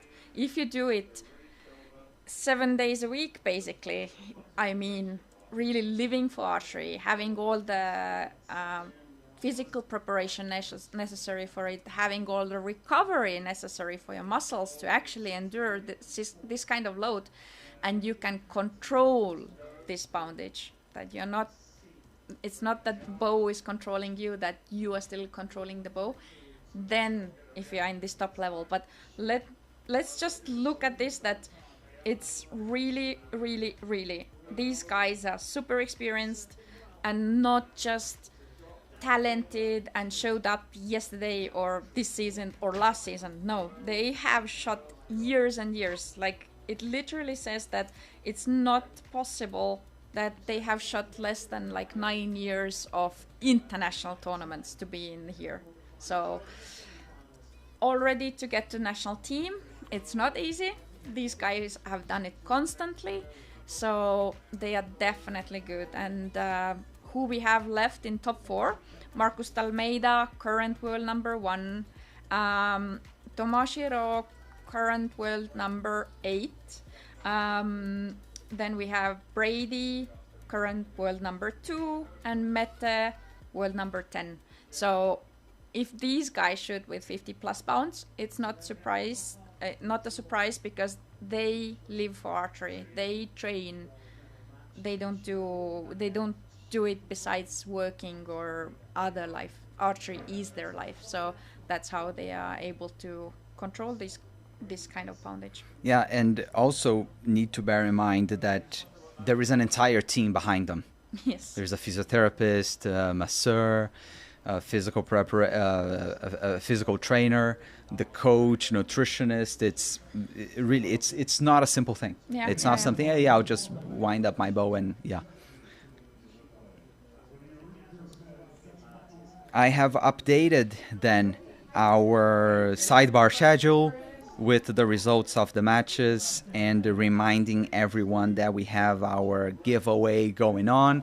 All you gotta do is comment here on this live stream on YouTube. Let us know who you're cheering for, followed by the hashtag archery giveaway, and you will be in with the chance to win a 1-year subscription to Archery Plus. We've had the first semi-final, Marcos Almeida beating Thomas Shiro from France 6-2 And we are left with one semi-final to go. Brady Ellison against Mete Gazos. This is going to be a cracker of a match, I believe, to see who will face my former teammate from Brazil for the World Cup title. Tomo York, welcome to our giveaway draw. Thank you for entering and adding hashtag archery giveaway. Great stuff. Alexander Silva, has he said anything else? No. No. Yeah.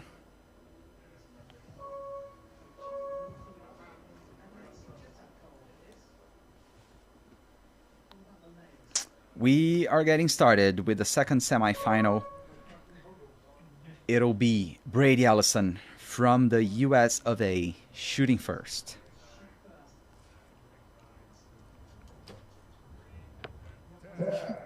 That's a 10. A 10 for Brady. Looking dialed in. Off to Mete But Gazos. his shots don't look like smooth, natural, and easy today. Yeah, no. I think already for a couple of months, honestly. But you can see now the wind is also affecting the bow hand on the shooting line. So his hand was moving, but he still managed to shoot the next 10. Great start from the American. An 8. An 8 for Mete. This is a great opportunity for an early lead for Brady Ellison, the multiple World Cup final champion. Oh, that's a beautiful What a group. What Really a group beautiful he group. has.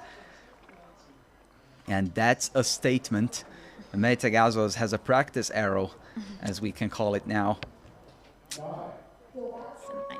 A bit closer to the 10, but still drifting to the right. Gives his sight a few clicks. And now his focus got to be on a strong comeback into the second set.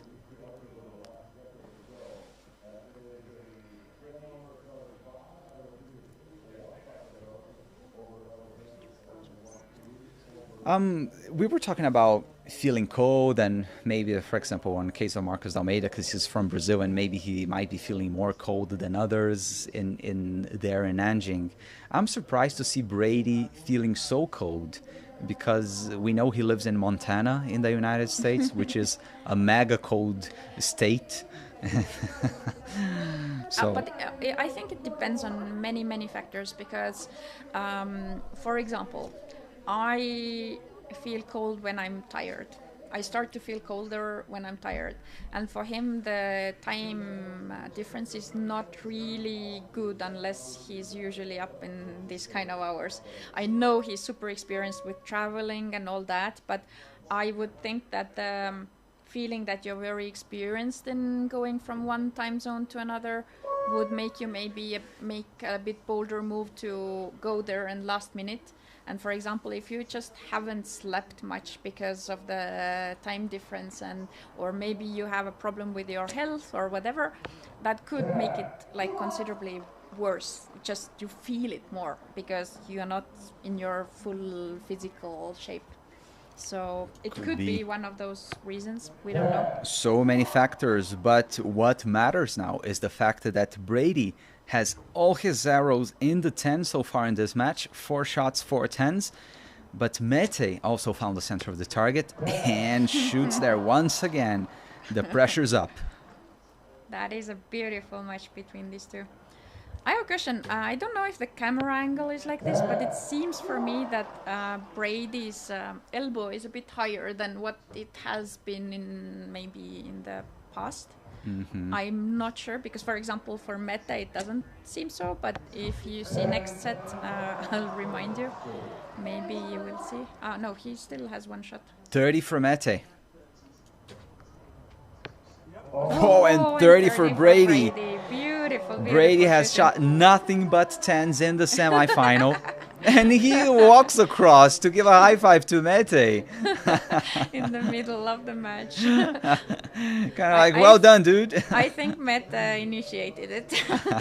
Because Brady came off kind of like looking very serious and concentrated, but I think something got his attention from the left side. I hope they got it on camera as well. Yeah, maybe they looked across and were kind of like, hey, yeah, that's good shooting. Yeah. Oh, great stuff. Not classically speaking, technically very beautiful shots, but in that stage it matters that they attend. Yeah, and talking about bow poundage that we were talking about just a couple of moments ago, I know that Mete shoots with quite a lot of poundage as well. I've heard figures around the 50s, and why I'm bringing this up is because I can see that the weights he has on his stabilizers, he's got a lot of weight, and so that's another thing to take into account, which is, yeah, it's not easy to be handling with such precision these very heavy bows. Yeah. No. I don't think Mete also has less poundage. Ooh, but that's a 7.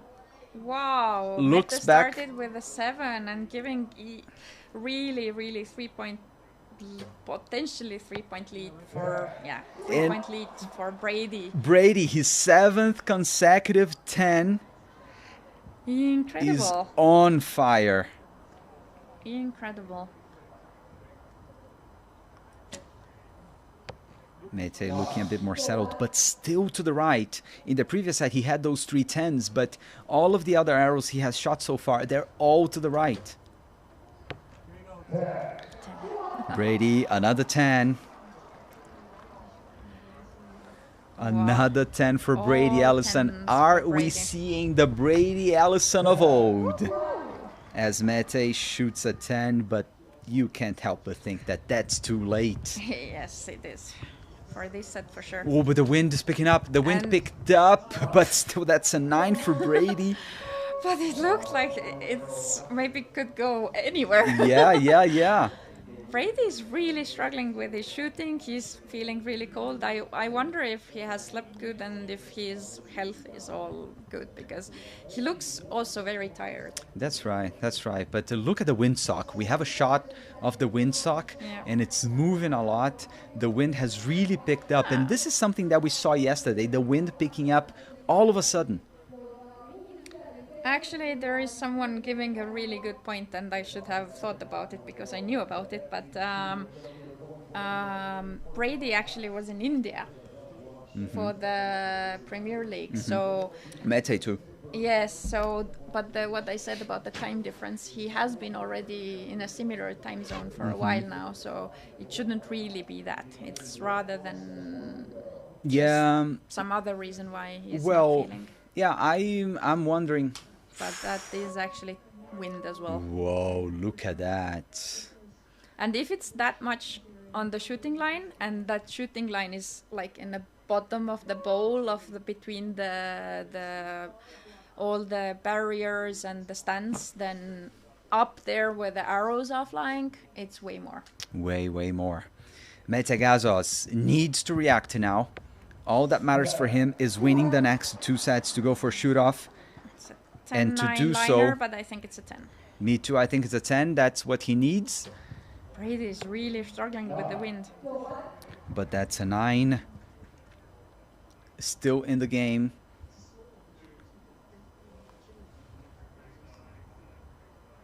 Mete with an opportunity here. Another 10.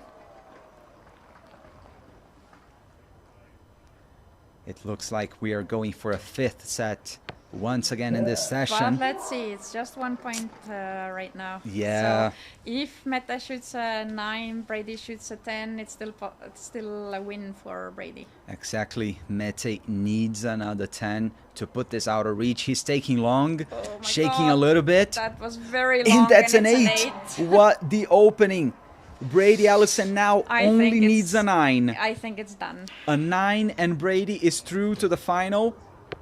He does so. Yes. It'll be a repeat of the 2014 World Cup final where Brady Allison faced Marcos D'Almeida from Brazil. Back then, D'Almeida only 16 years of age. And now, 11 years later, we have a repeat of that final. We can't wait to watch that, but before we have Mete Gazos against Thomas Chiro from France for bronze. Yeah. Mete needs to really regroup, refocus. And Brady already really wants to go Yeah. off from the stage and is like jumping up and down Yeah. to let me go, let me go. Asking the judges like, is it confirmed? Is it confirmed? Can I go? I'm off. Wow. I hope he wins, and I hope they ask about that gold feeling from Yeah, him. I want yeah. to, because they will make an interview only with the gold medal winner, and that's right now the reason why I want Brady to win. I want to know. The only reason Is why you there- want him to win is to know about the cold. No, he's a great guy. He has, I think he deserves all the what he has got already, and I don't mind him ever winning medals, more medals. It's great. I'm cheering for all those guys. If Kao would have won in the last match, it would have been a cool upset in that sense as well. Oh, in this case, we were talking about some surprise results. Either Brady or Marcus D'Almeida winning. It's not going to be a surprise at all. Yeah, no. It would have been that Kao versus Ellison.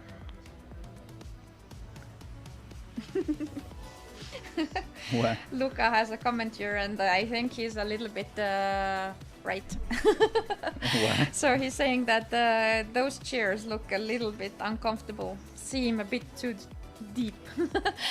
I don't say it's uncomfortable, but I would actually like to take my shoes off and put my Me too. feet here as well. Me too. Well, there's nothing from keeping us from doing that, huh? So we can do it. You think we can do it? It's a chill environment. Yeah, why not? But well, it's just that when you're sitting here for 2 hours, yeah, it's. But I think any chair, honestly, when you're sitting for 2 hours. So.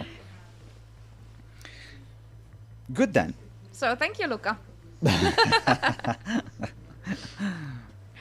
Oh yeah. And then our Korean friend is saying that looks like another bronze medal for Mete. Yeah, I have Mete as a favorite. He's been shooting, like today, I think he's been shooting better than Thomas Shiro. So, yeah, I'm taking a look at the arrow averages. What we have, 9, 17 for Mete in the semifinal.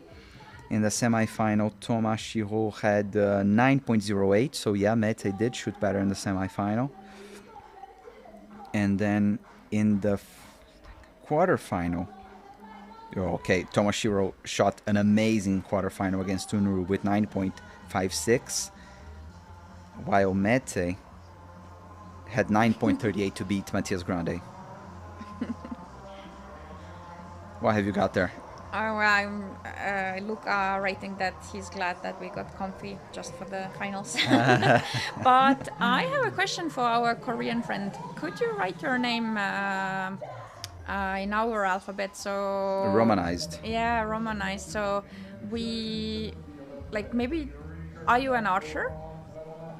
Is there any chance we know you, or like how do you know that much about archery? And you are always bringing out really good statistics, and now you're also saying that winning will be good for Brady's confidence. He's been stuck at quarterfinals throughout the entire World Cup season, and that is again brilliant piece of statistics. I love it. Yeah, really impressive. And also where you're talking to us from. We've had somebody from Germany.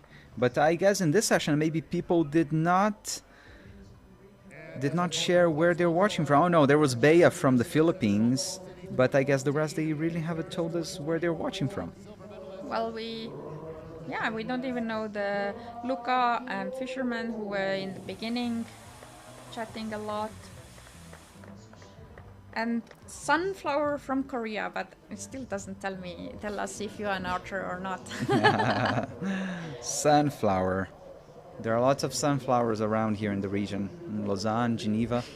There are many, many fields full of sunflowers. Really beautiful. Yeah. But how relevant is this for the matches we're watching?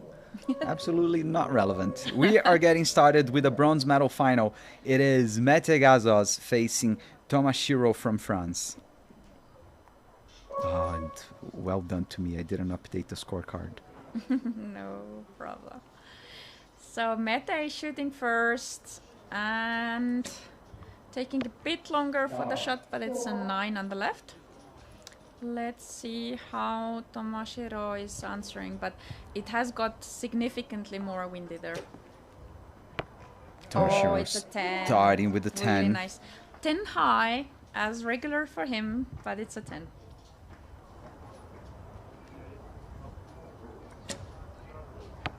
X10 for Mete. Dialed in.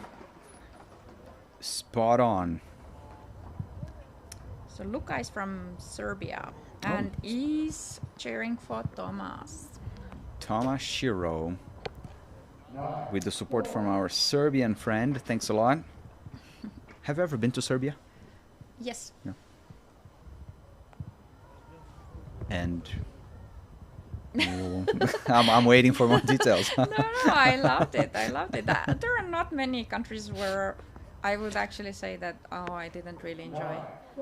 Very, very few places, and I don't want to name those. Come on. Serbia is not one of them. we want the controversy here. No. Well, 29 for Tomashiro. Edges Mete by 1 point, and now he is 2-0 up on the scoreboard. But we have seen lots of turnarounds in these matches, and so we really have to take it one arrow at a time. And the crowd, the stands full. So nice to see, even though the crowd doesn't have any of their Chinese representatives.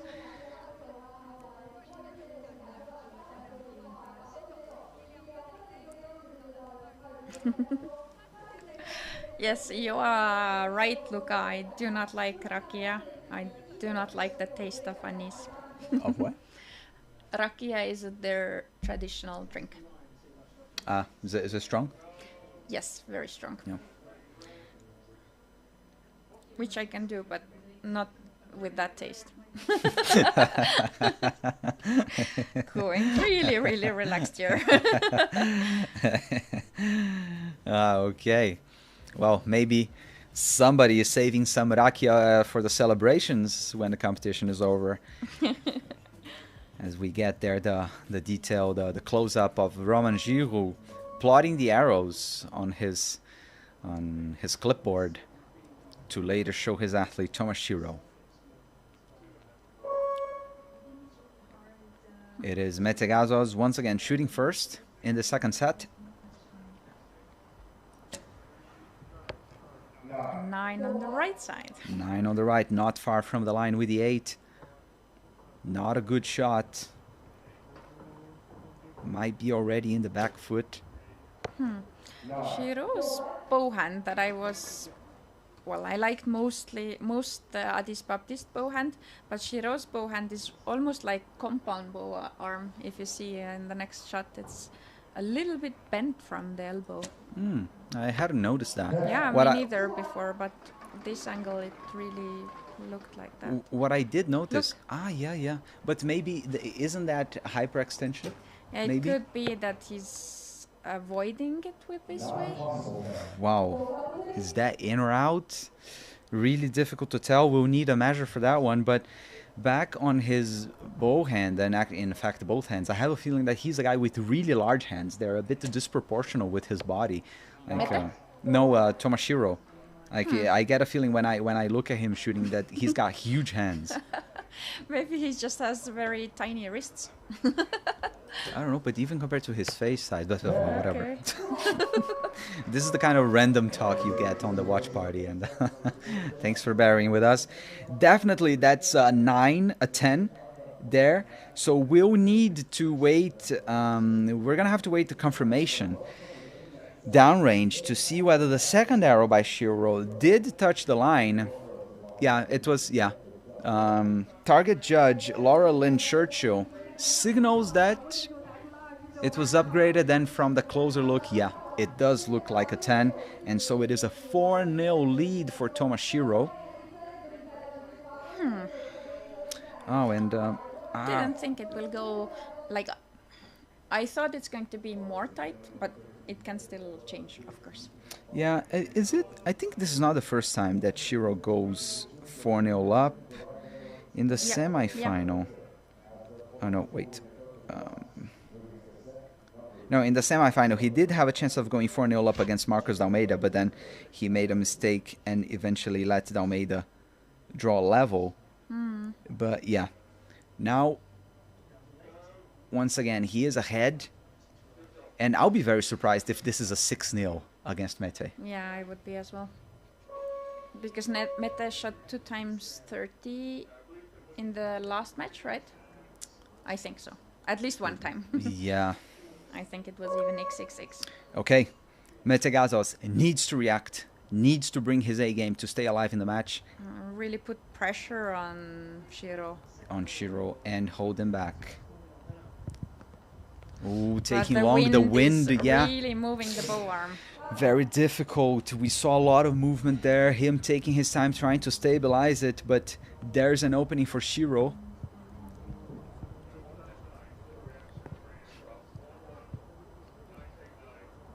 Taking time as well. Doesn't seem to be moving too much, but that... Ooh, that's a 7 on the other side.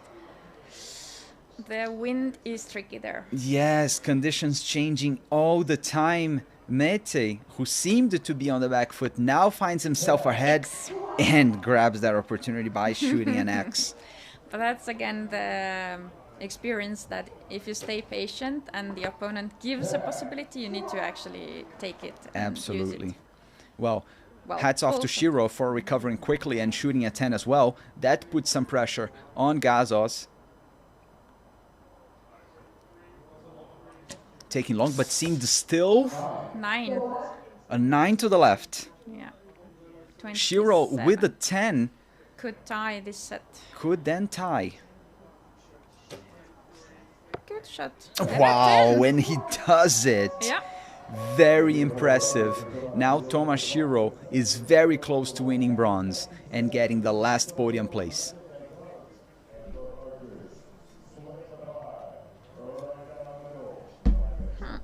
Very good.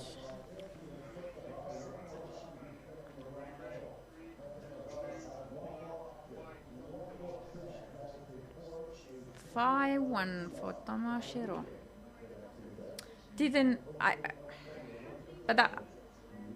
I assume Meta is going to get at least one full set still, but who knows? Who knows? It is Yeah. possible that Shiro gets 1 point or 2 set points and it's done. It's done. Yeah, but I'm very impressed with how, with the Shiro's form on this bronze medal match. Yeah, and Very, he's very staying strong. calm. Like Yeah. you could really see he keeps doing his thing. Like many after shooting a 7 would be kind of like why, I don't know, looking around, confused and so Yeah. on. No, he just okay. Dwelling on it. But that doesn't seem to be the Shoot case. 2 10s and exactly what was needed. Exactly what was needed. Mete Gazos now, for him, the only thing that matters is winning the next 2 sets. And going for yet another shoot-off in this session, this action-packed session. Gazos lets it go. Oh, just out. Just out. Maybe some millimeters away from the 10.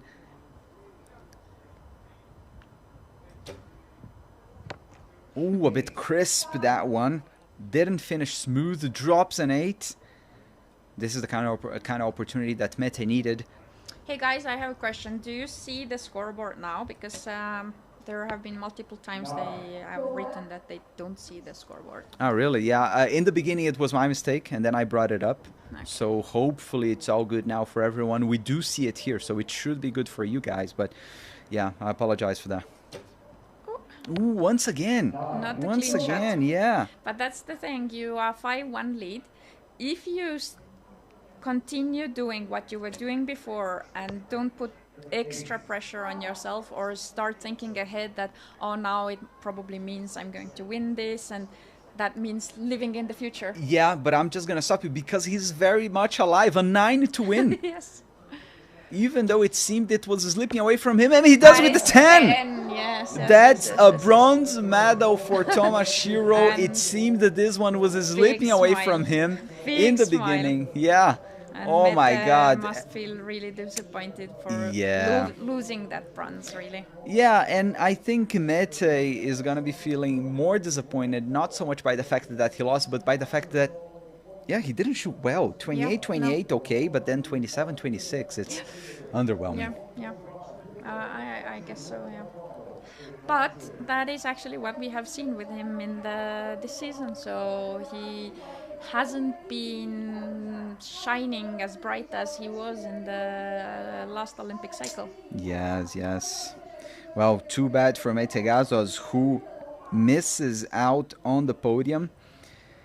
He loses 7-1 against Tomashiro from France. And now we have only one match left. So that means you guys have probably like 15 minutes left to enter the giveaway. The giveaway that has very good chances of you winning. So you need to write for who you are cheering in this competition, or usually it doesn't even need to be only the athletes who are left here, because we are not picking the winner based on who guessed correctly. We just want to know who you're cheering for, and then we do the draw between everybody who posted hashtag archery giveaway. Exactly. So make sure you comment who you're cheering for, followed by hashtag archery giveaway. You can even comment Bernardo Oliveira, hashtag archery giveaway. And then you're going to be in with a chance to win a 1-year subscription to Archery Plus. And I don't know if you find it as awesome as I do, but just think like October 2026. It sounds like a long time from now. But in October 2026, you're still going to have your Archery Plus subscription. And so this is an amazing opportunity to follow all the Indoor World Series stages, all the stages of the Outdoor World Cup next year, and continental competitions, and not to mention the educational material, feature documentaries, and so on. I have updated on the right-hand side of your screen the schedule of the matches, updated all the scores. And so we are coming to the very last match of the season. And I mentioned it before, we have going on the world feed, showing again a repeat of the final of the Lausanne World Cup final stage in 2014, when Brady shot against Marcus. In that occasion, Brady won. Marcus was only 16 years of age in what was like a baby. Like a baby, huh? Yeah. He looks like a baby. Now we have a repeat. Brady Allison, 36 years of age, Marcus Almeida, 27, both looking laser focused. For Almeida, this is going to mean so much. His second final title. For Brady, I think it's going to be the 6th, but he hasn't won anything in the international circuit in quite some time, and so he will want to win this one as well, especially because all the attention is in LA. Los Angeles 2028. Brady Allison shows no signs that he's stopping before that, and so this is going to be a very nice way to prepare for the home games that he's going to have in 28. And we are announcing the winner of the giveaway as soon as this match is over. Actually, we're going to have the interview with the winner, and then after that we announce the winner of the giveaway. And really cool to see more people have joined the giveaway. We have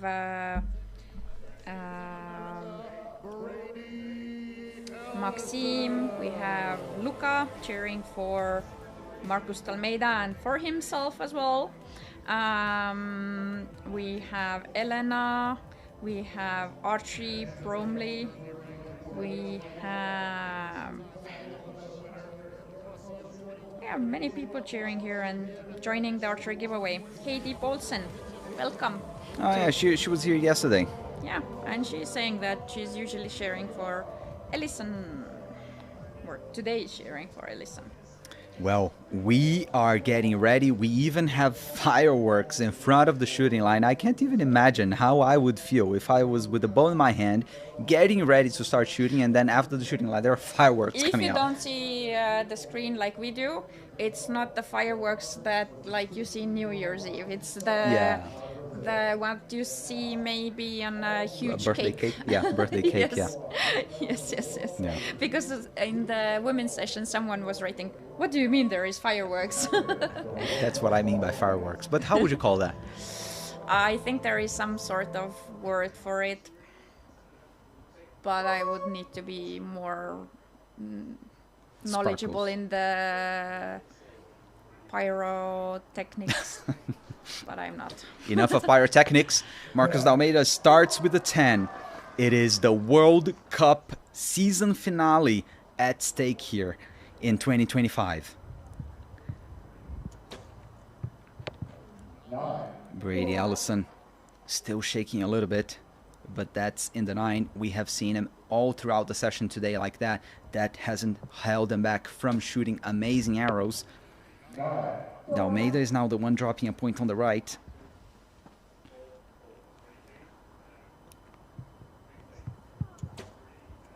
Ooh, Brady with some bow quanto, but that's in the extent, not far from the spider.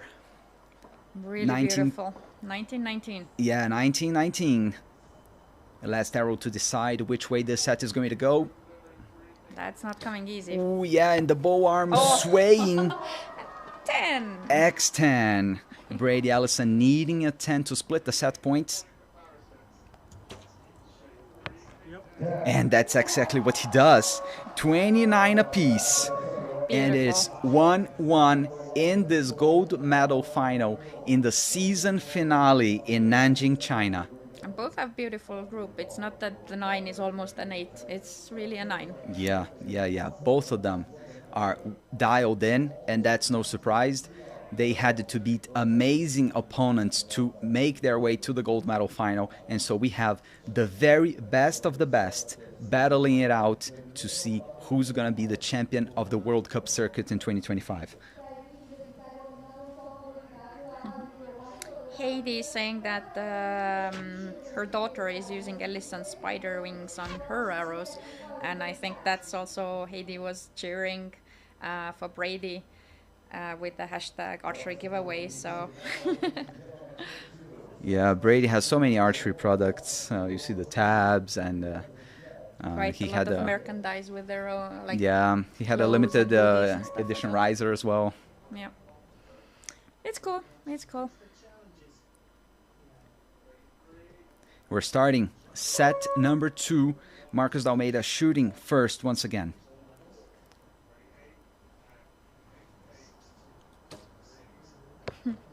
Oh, now that's a 9 close to the line with the 8. Perhaps touching the line with the 8. He was quite dissatisfied with that, I think. He was indeed. A bit shaky from Brady once again, but that's in the 10.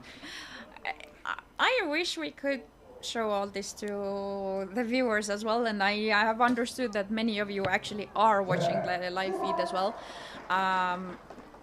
These shots, these 10s are not coming easily to Brady, but No.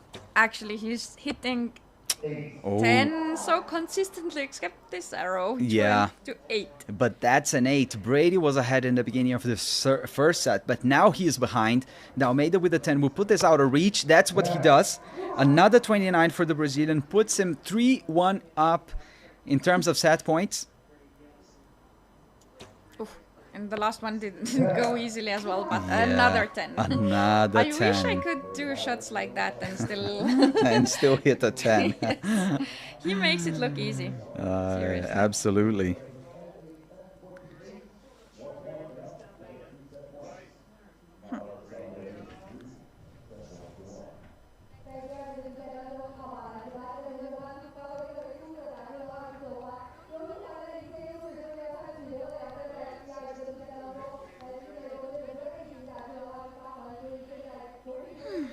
Oh my, we received a super chat. Is that it?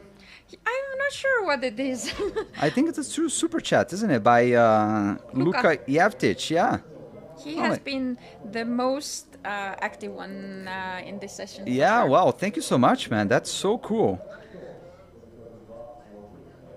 But what does it mean, RSD 50? I'm about to check.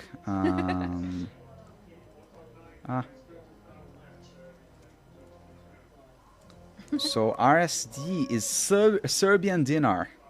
Ah. Thanks a lot, man. 50 Serbian dinars. Much appreciated. Marcus Almeida leads 3-1 over Brady Ellison. Now the American is shooting first. Oh. I can't believe it. I can't make any guesses based on Brady's shots. The sly fox, the wily old fox, knows how to put it in the center.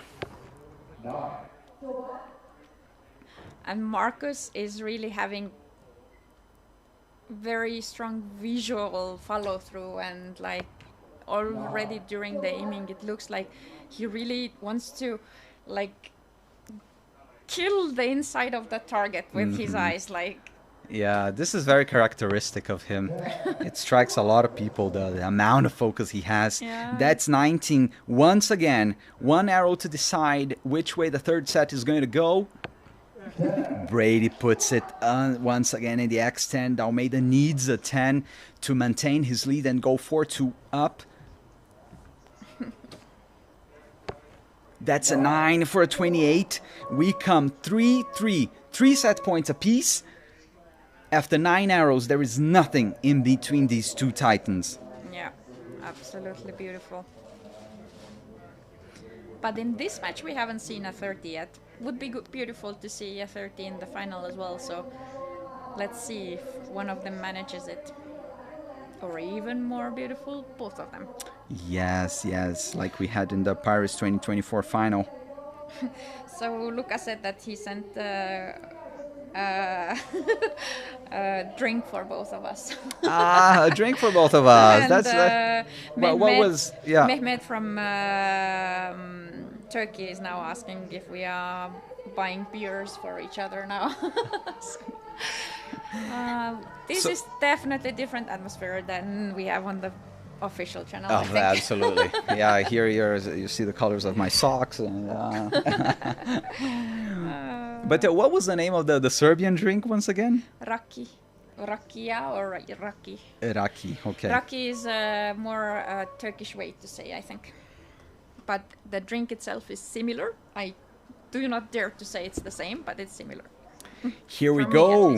Set number 4. 6 arrows to decide the season title. Marcus Almeida is shooting first once again. That one came out quite quick. It's out of the 10 by just a couple of millimeters. He's unlucky already with multiple arrows like that. Yeah. Brady seemed like it was his usual timing. That's a 10. Early lead in this 4th set. Marcus Almeida adjusted his sight after the first shot. Let's see whether he gets the middle now. Nice shot. Still, maybe he needs a bit more clicks on his sight. He did change again. That's what he did. Brady Ellison off to him now. That's also a 9. Everyone is drifting high. That must be the wind. Conditions challenging all throughout the session. And now we have Mehmet from Turkey also sent 55 Turkish lira. Unbelievable. What is going on here? Yeah. Thanks a lot, guys. Brady with that's another 10. X10. Brady Ellison goes 5-3 up. Now he is 1 tie away from winning the title. And Marcus Almeida will have to win the 5th and final set to make a repeat of the 2014 final, where it was decided on a shoot-off as well. Yeah.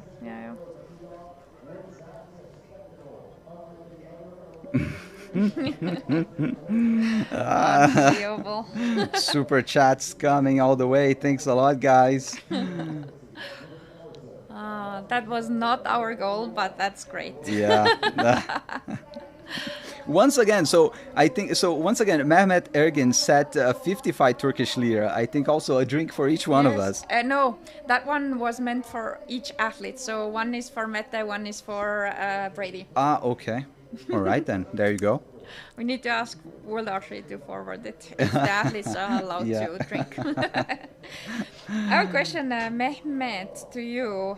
Your family name is Ergin. I know it's very quite common family name in Turkey, but any chance you are related to Turkish head coach Göktuğ Ergin?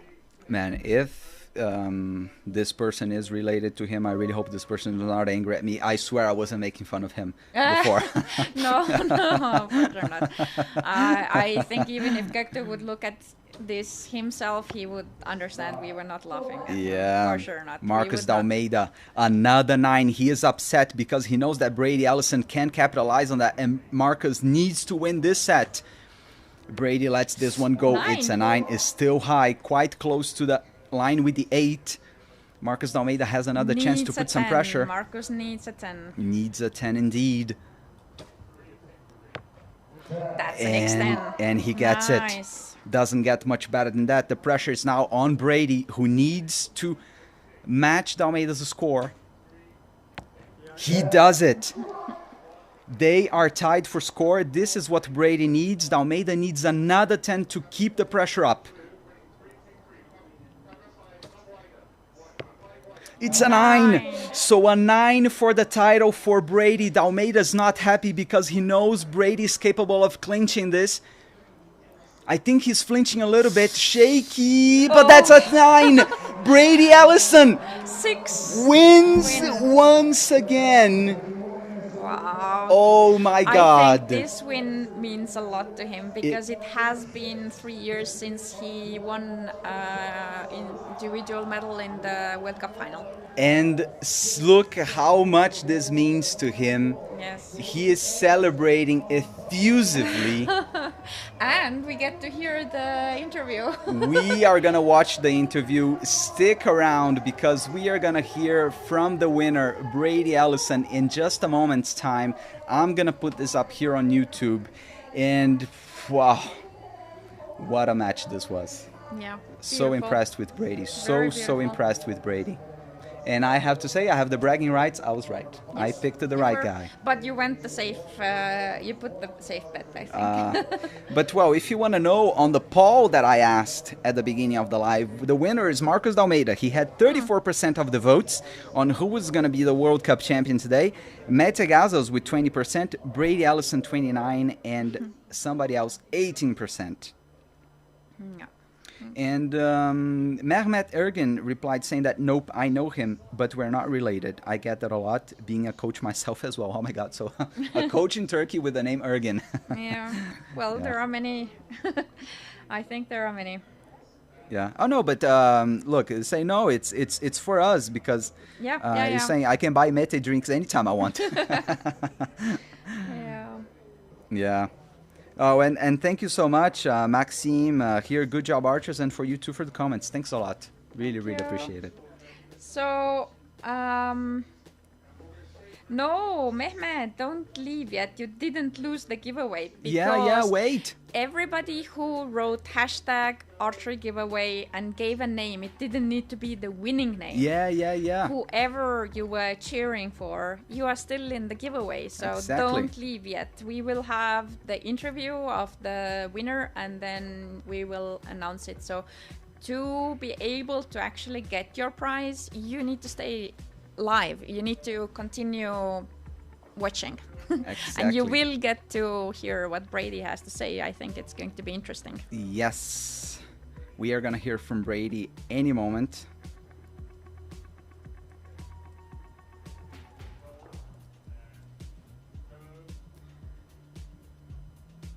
And I will update the schedule here on the side now that we are done with all our matches. And stick around because we are going to announce the winner of the giveaway as soon as the interview is over. We're going to hear from our champion Brady Ellison in just a moment. And as Sirat was saying, it doesn't matter who you said you were cheering for. We're going to hear from him, Brady Ellison.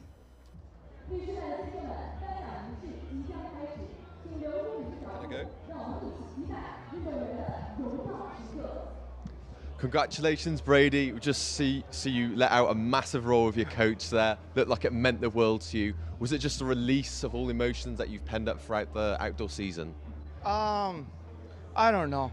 It's always fun to win, right? So it's like you stay a little bit calm and, you know, you get, I don't know, it's just a good time to show emotions. Yeah, fair enough. Obviously, in between matches, You weren't the only one. A lot of archers have been keeping warm in between matches. How did you find that? Because it has been chillier compared to a lot of the other competitions this year. I am wholly unprepared for it being the temperature it is today. And between the nerves and me just shivering back here, like, I'm happy with how I shot. Let's just say that. But Germany, Oliver, the coach for Germany, saved me. He had a big down jacket in between that first and second match, so that helped me stay warmed up. And then Mel gave me his extra jacket, so we made it work. And 11 years ago in Lausanne, you and Marcus battled for the World Cup final trophy then. How different was it doing it this time when obviously Marcus is a lot older, he's a lot more mature?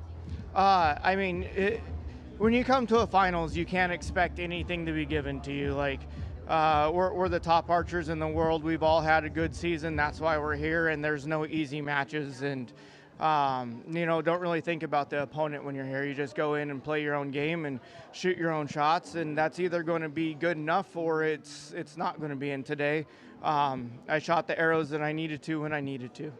Considering that match was over a decade ago, how good does it feel to know that you have that longevity in the sport?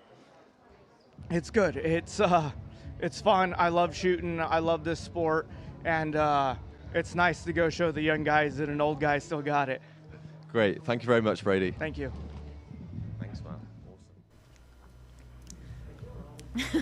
And he gave an interview looking like quite cheerful, and as soon as the interview finishes, he's back to like, oh, I'm so cold. Yeah.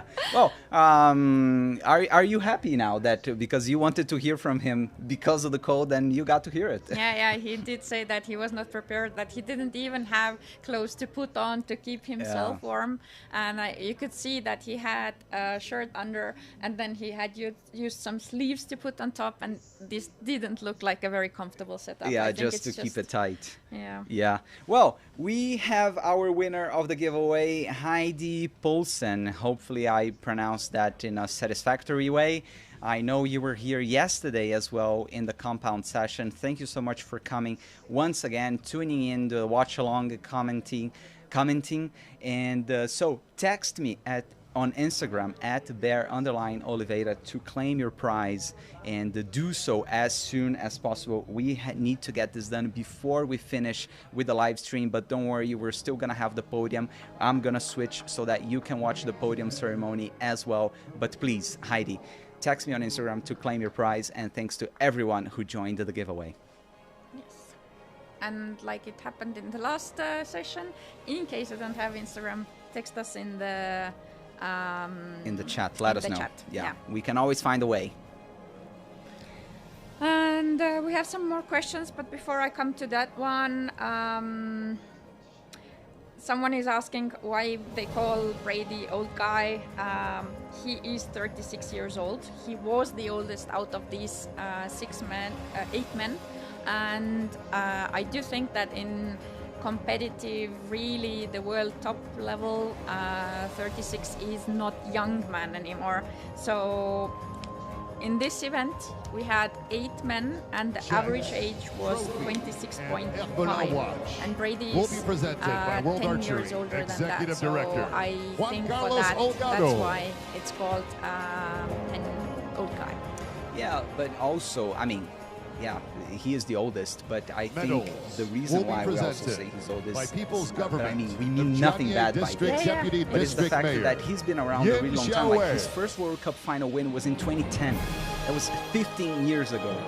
And, man, just is like doing a sport.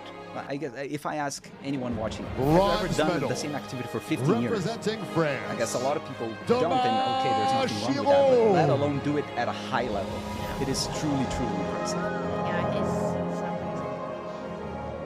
And actually, all these 8 guys have done it very long time already in a very high level, but Brady, for sure, is one of a kind in that sense. There is people following his footsteps, but it will take time to pass them because Brady still keeps going, as you said, and as it looks like.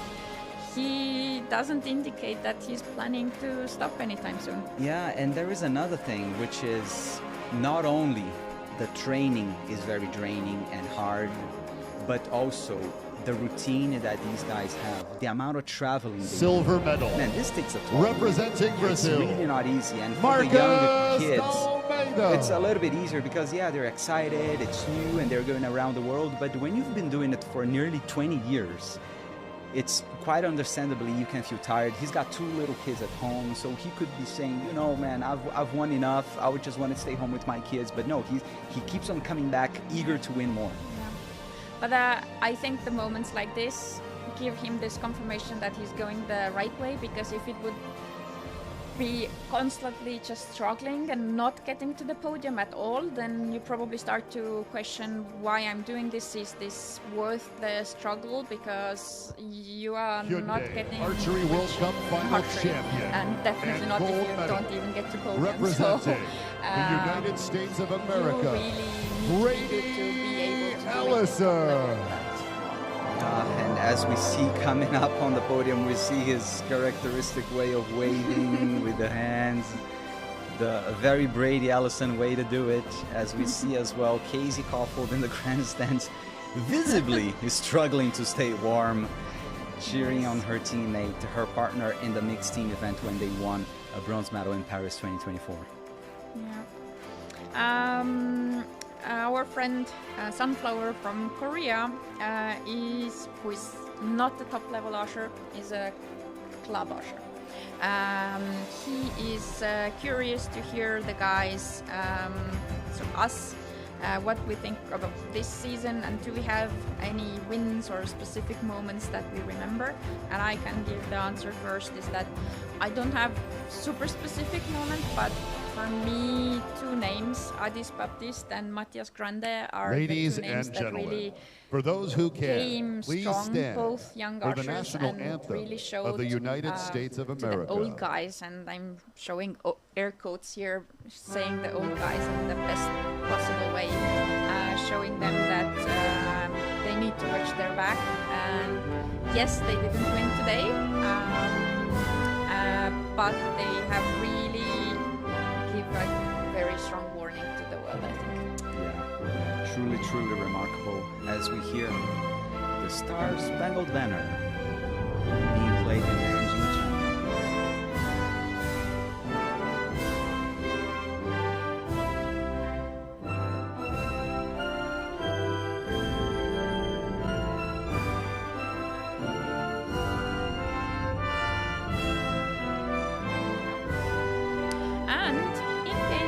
Archery Plus subscription, I definitely suggest to watch the documentary that there is on Brady, because I think it's very interesting. They share his some videos from his daily life, discussions on the struggles, how he prepares himself mentally.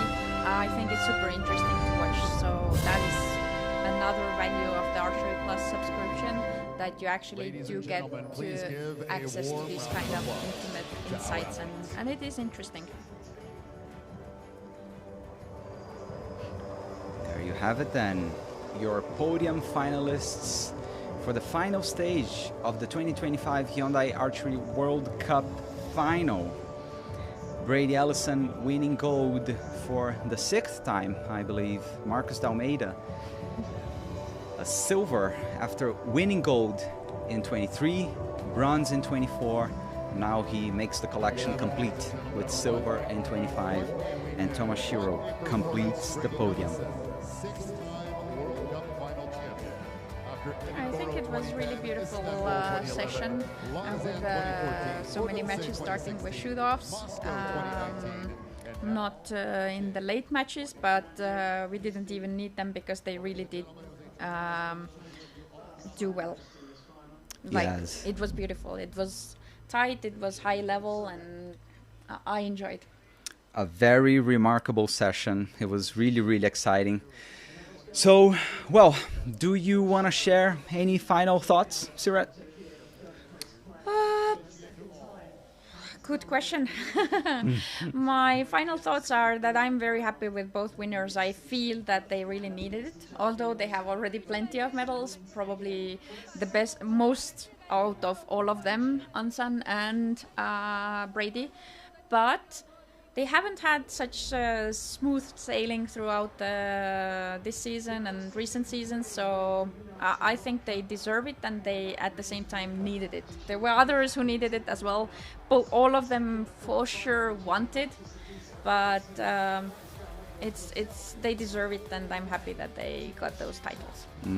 Yeah, it's interesting because it is a similar story, like two very accomplished archers, but who have been somewhat on a low. Brady more than Ansan, and then this is kind of redemption for them, and really, really cool to see.